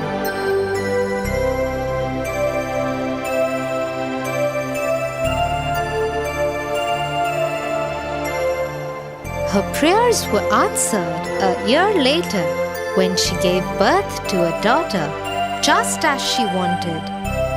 But the childbirth was so difficult for the queen that she died during it, leaving behind the king and their daughter, Snow White.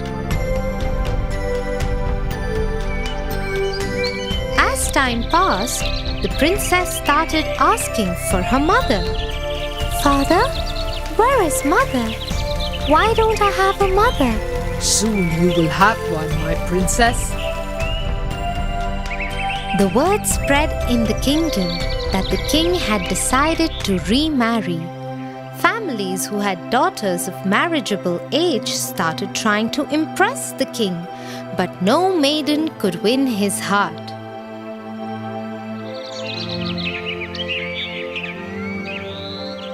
Till one day, an enchanting woman showed up alone at the palace. The king fell in love with her immediately, and they were married soon. My queen, this whole palace is yours. It is your own home. Go where you like.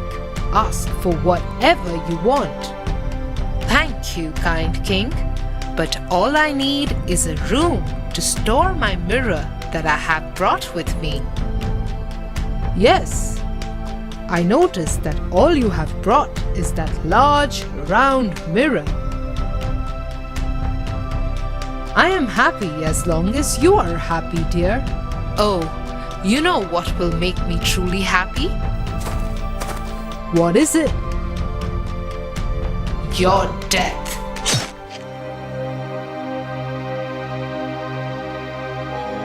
The queen was actually an evil witch who had pretended to be nice so that the king would marry her. Her true motive was to have a kingdom of her own. She had only one other desire: to be the fairest woman in the world. Every day, she would stand in front of her mirror, which had magical powers, and ask it the same question. Mirror, mirror on the wall, who's the fairest of them all? It is you, O Queen.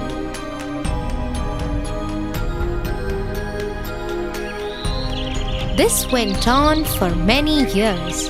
The queen ruled the kingdom without any real love for its people.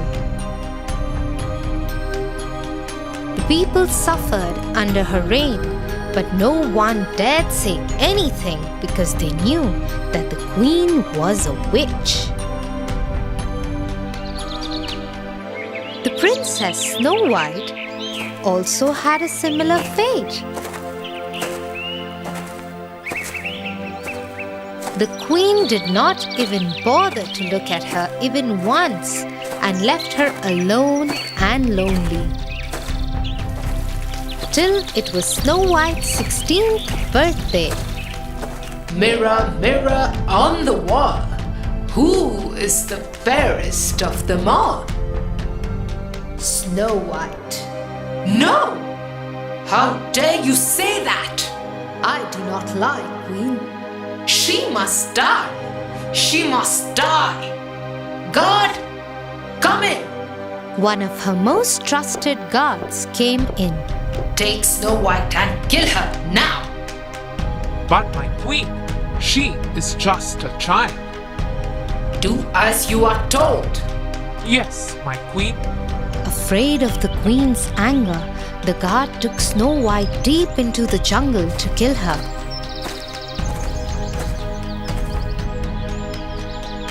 But as he raised his sword to kill her, he looked into her blue eyes and lost his courage to strike. He just left her there and ran. Lost, Snow White wandered deeper into the jungle.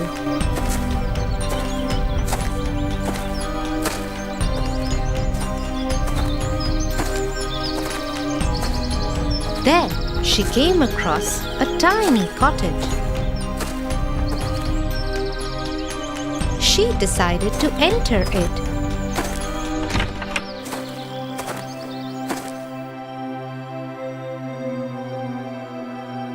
Look at this tiny home. I wonder who lives here. She saw 7 tiny beds.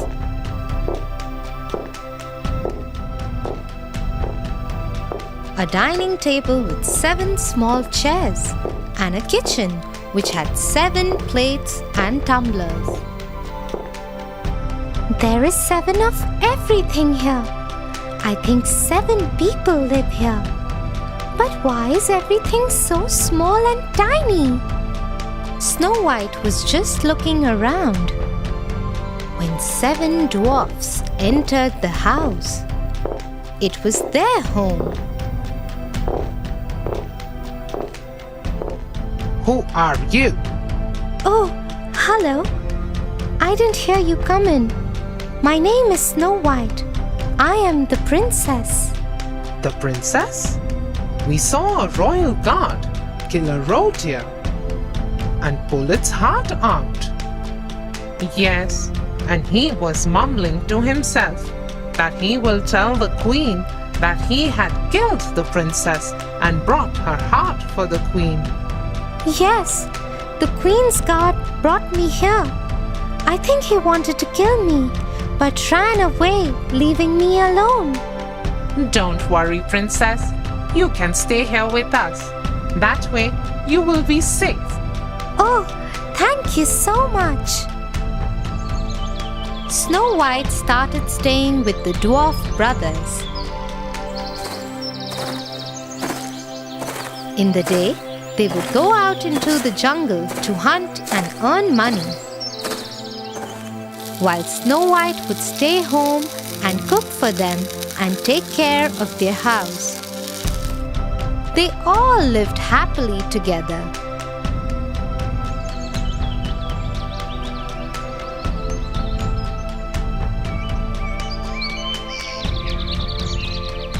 Mirror, mirror on the wall, who's the fairest of them all?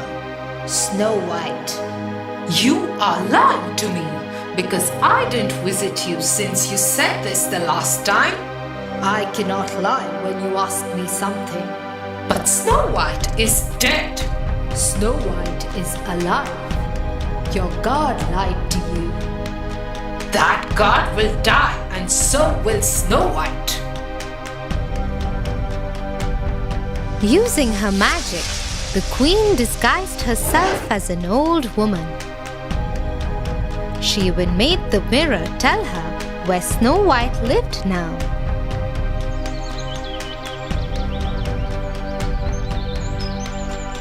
As she entered into the jungle, she saw Snow White filling a jar with water from a stream.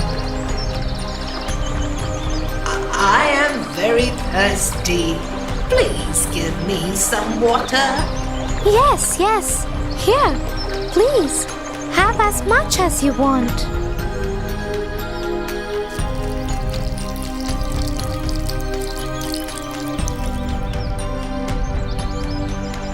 Thank you, dear girl.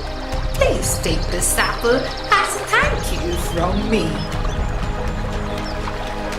The apple looked so beautiful and tempting that Snow White just couldn't say no to it. She took it from the old woman, but she didn't know that the queen had poisoned the apple. As soon as she took one bite of the apple, the poison affected her. She fell down, stopped breathing, and had no heartbeat. The queen became very happy and rejoiced as she made her way back to the castle. But she was too distracted by her joy and fell into quicksand. With no one to help, she sank and died. Meanwhile, the dwarfs came home and saw Snow White lying there dead. They were heartbroken. Who did that to her? I think the queen found out about her. Look at that black half-eaten apple. I don't want to let go of her. Let us keep her in a glass box.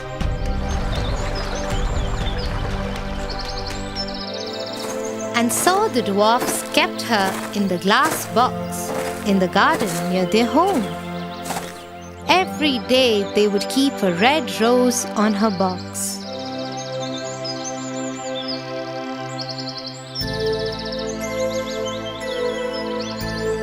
One day, a young prince came into the forest.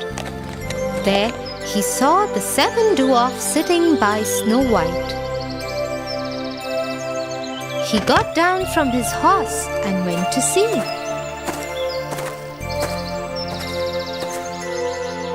His eyes fell on Snow White, who was in the box. Who is she? What has happened to her? When the dwarfs had finished telling him everything, the prince was sad too. I am in love with her. I wish I had a chance to meet her once. Now all I want to do is kiss her. And so the prince lifted the lid of the glass box and kissed Snow White. As soon as he kissed her, Snow White opened her eyes. The curse of the poisoned apple had been broken. My princess, you are alive. Your love woke me up, dear prince. Encouraged by the prince's support, Snow White decided to go back to her kingdom and face the queen. When she reached there, she found out that the queen was dead and the kingdom was joyous to have the princess back.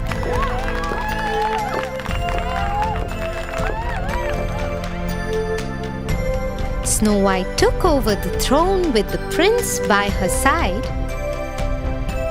and even invited the dwarfs to come in the castle and stay with them. With her return, the kingdom was joyous once again. Tia, can you please take me to Kate's house? I have to apologize to her right away. I think I have been evil to her. Good decision, Tofu. Yes, I will take you there. Come on, let's go.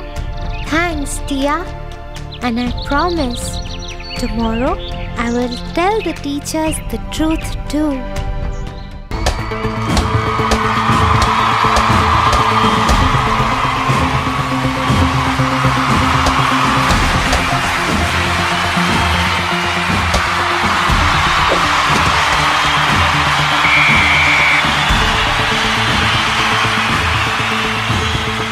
Yay! We won! But why does Ron keep passing the ball to others? He's the best player on the team. He could make more goals if he just takes the ball all the way by himself. No, Tofu. To win, you always need a team. Every player is equally important on the team. I will tell you a story about the importance of teamwork.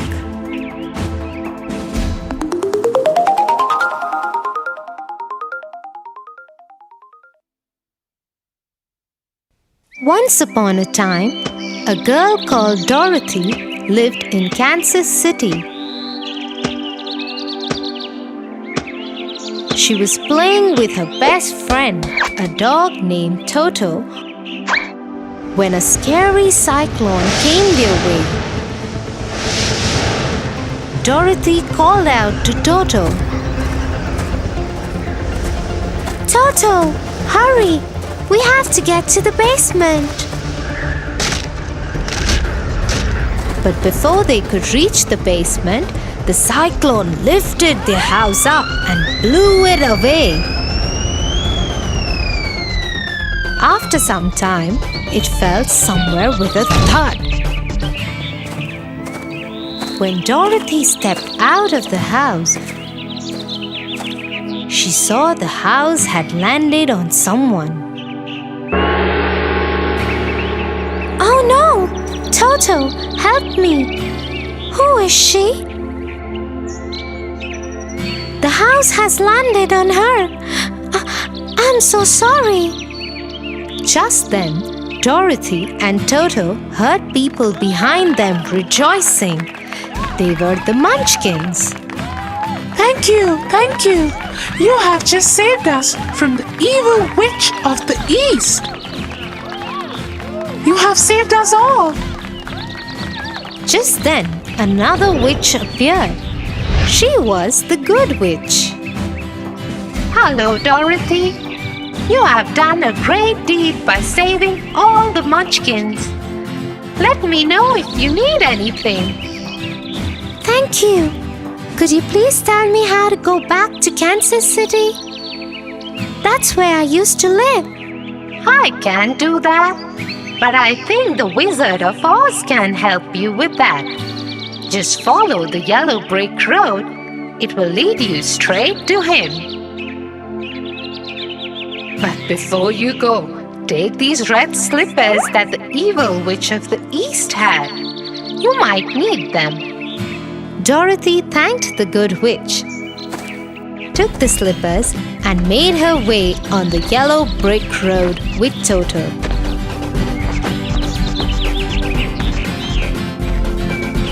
She had only walked a bit when she came across a scarecrow. Hello, I am the Scarecrow. I have everything I want except a brain. My head is only filled with hay. Hello, Scarecrow. I am going to the Wizard of Oz. Why don't you come with me? He might be able to help you. And so Dorothy was joined by the Scarecrow.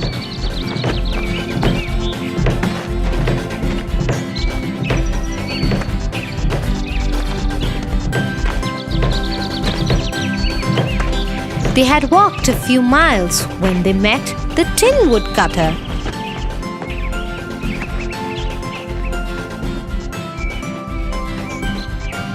I want a heart. When my maker made me, he gave me everything but forgot to give me a heart. I wish he hadn't forgotten that. We are going to the Wizard of Oz. We are going to ask him for a way for Dorothy to get back to her home and for brains for me. Why don't you come with us? And so the Tin Woodcutter also joined them.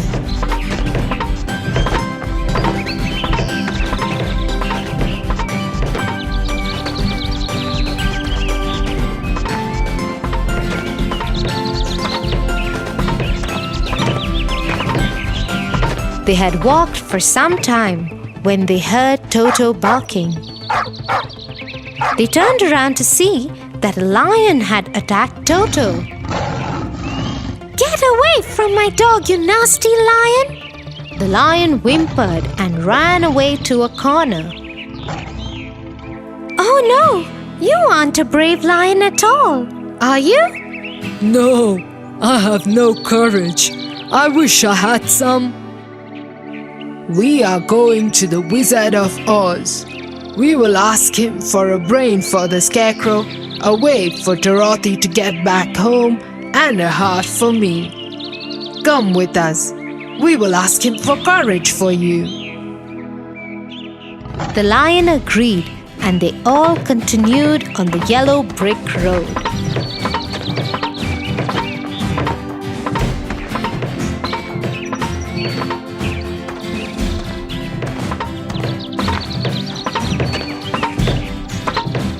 They kept following the road and reached the Emerald City.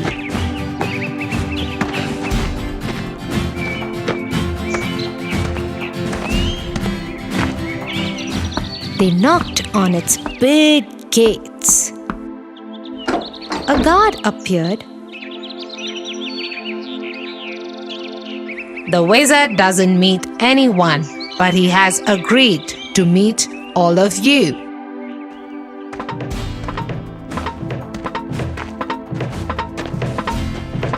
And so all the friends went to meet the wizard. They told him how and why they had come to meet him.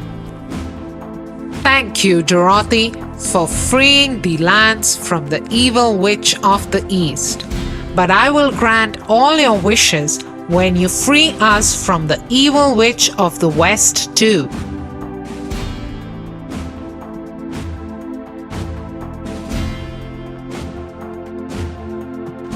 The friends agreed to the wizard's terms and left to find the evil witch of the West.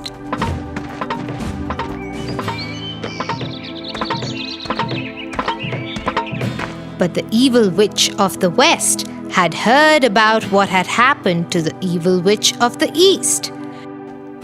She also knew about Dorothy and her friends' plan to kill her. She planned an attack on them. She sent a pack of her scariest wolves to stop them.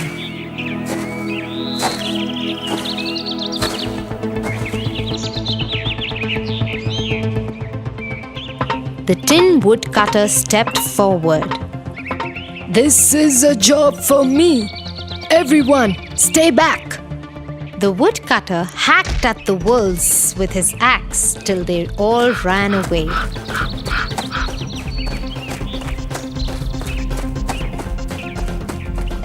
The wolves had just left when the skies became dark, and many crows started coming down to peck at them all. This time, the Scarecrow stepped forward and scared all the crows away.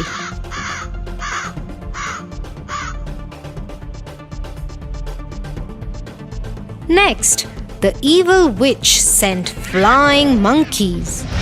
Before anyone could do anything, the monkeys grabbed them all and took them to the evil witch's castle. So, you've come to kill me, huh? How will you do that? The woodcutter is lying in a pile over the stones. I have emptied the Scarecrow and strapped the cowardly lion to pull my carts. Oh, you are so evil! What a horrible person you are!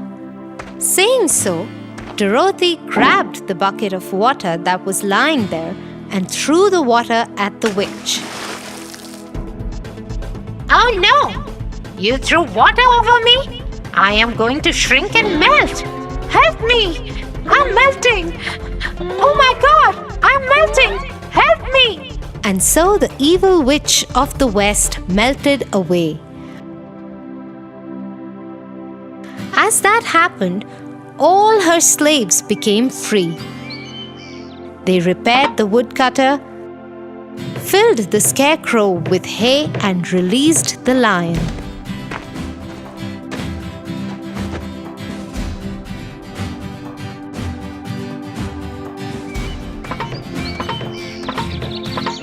Dorothy and her friends went back to the Emerald City.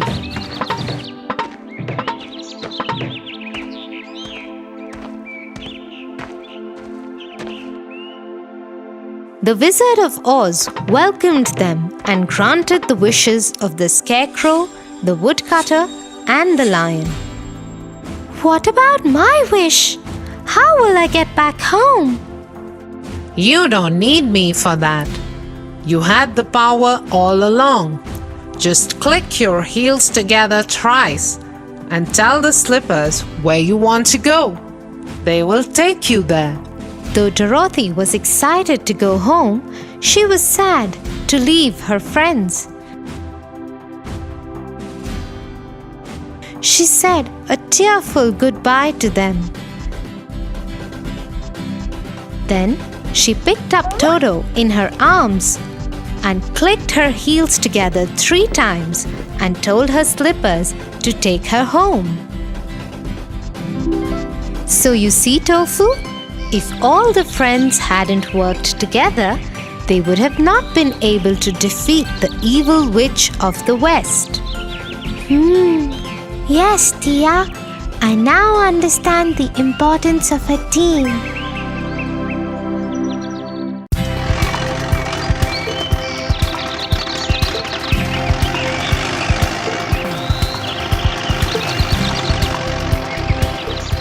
Tia, I think we will take long to reach. Can you please tell me some interesting story? Why not, Tofu? Let me tell you a story about a princess and a bad fairy. Sleeping Beauty.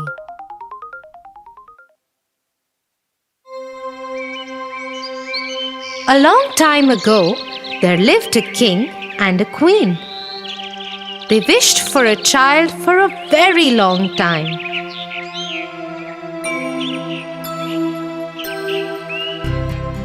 After a long wait, their wish came true. A beautiful girl was born to the king and queen.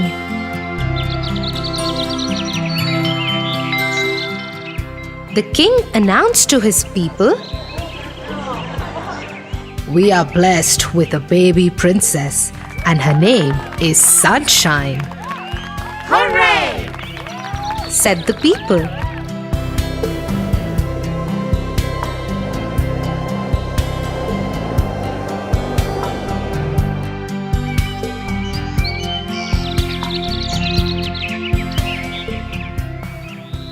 As the baby girl turned 1, celebrations began all around.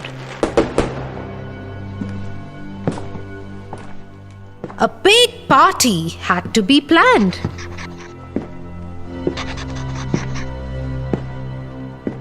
We must invite all the fairies. Yes, we must call them all. But not the Black Fairy. She is mean. She is bad.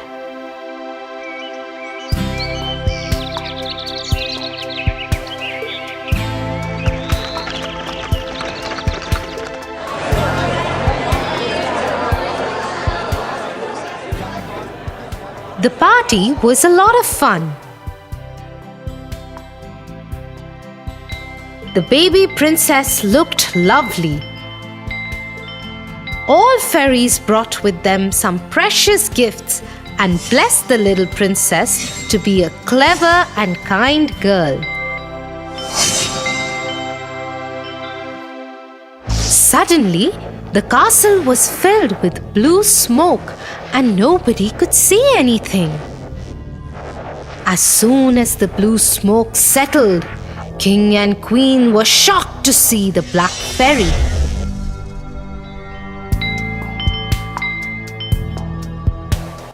She saw that a beautiful celebration was organized and everyone from the kingdom was invited for the feast, including all fairies. She became very angry for not being invited, and that's why she cursed the baby princess. On your 16th birthday, before the sun sets, you'll prick on a spindle and die.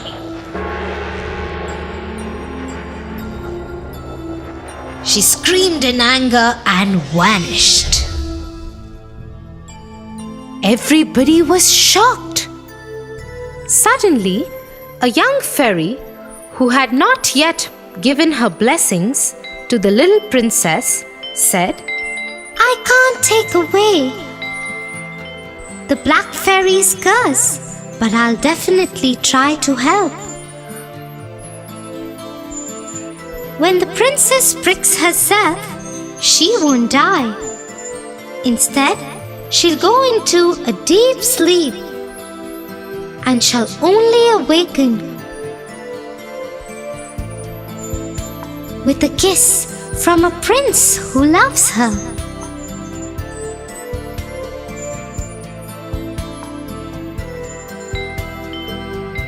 After this, the king ordered to destroy all spindles and needles from the kingdom. Soon, there were no sharp things in the castle. Except for one, they didn't check in the tower.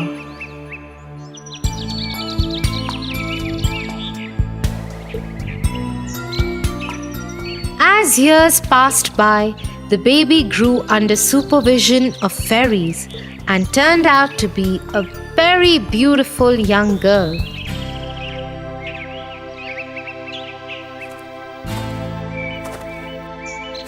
When she turned 16, while roaming in the castle one day, she saw a magical light ball.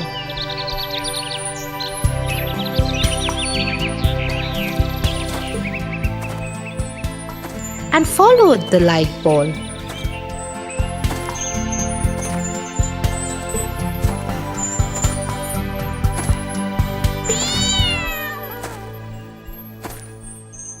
Which took her to the top of the tower in the castle. Inside, there was an old woman bent over a spinning wheel. Come here. You must try spinning this wheel.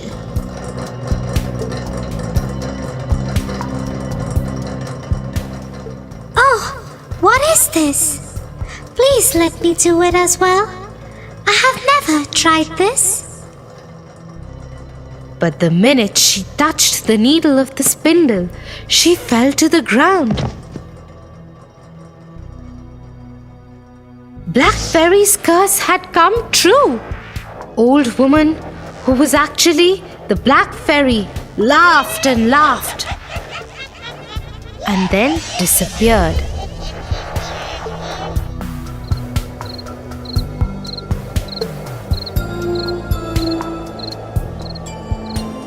The king, who remembered the words of the last fairy,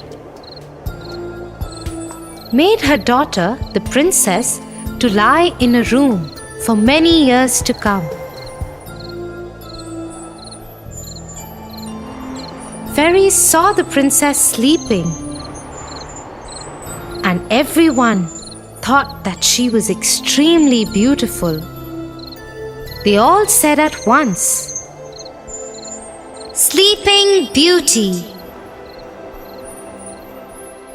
Soon, this name became popular in town, and everyone started to mention Princess as the Sleeping Beauty. The whole kingdom was sad.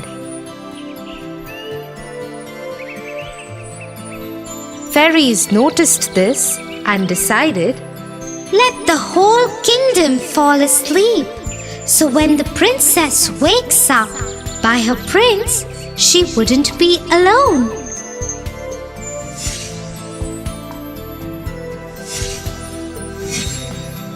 Everyone in the kingdom fell asleep. The king, the queen, the servants, soldiers, everyone in town fell asleep. Even all the animals fell asleep. Everything in the kingdom stopped.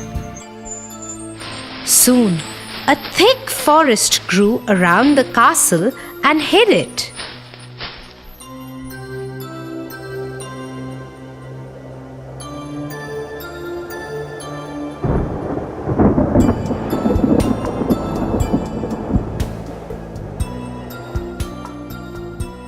About hundreds of years later, a handsome prince was riding through the forest. He saw the strange-looking castle.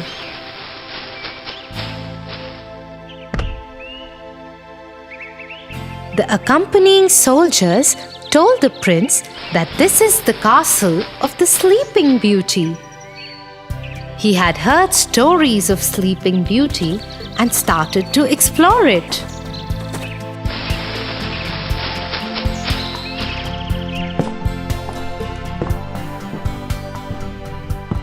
He was surprised to see everybody in the castle sleeping.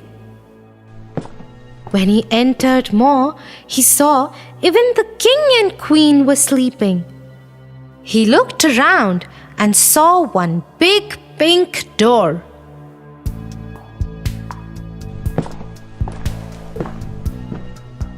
He tried to open the door, but it was difficult to open as it was closed for so many years.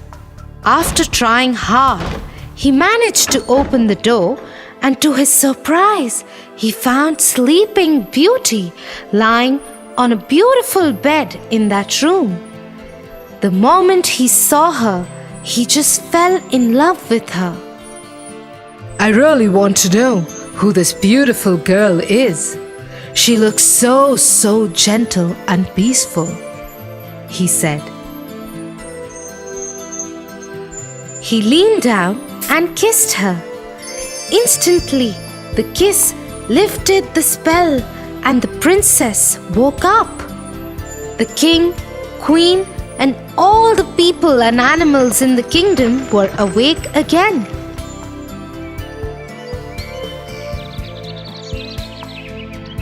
The kingdom was full of joy, and there were celebrations all around.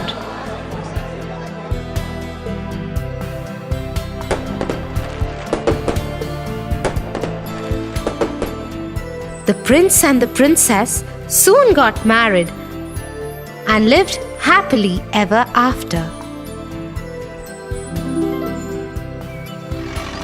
Wow!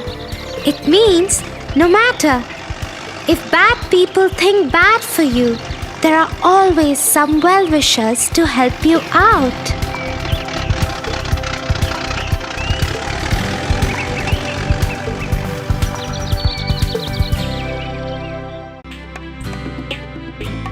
For your favorite rhymes, stories, and more, join Kids Hut family. Subscribe here.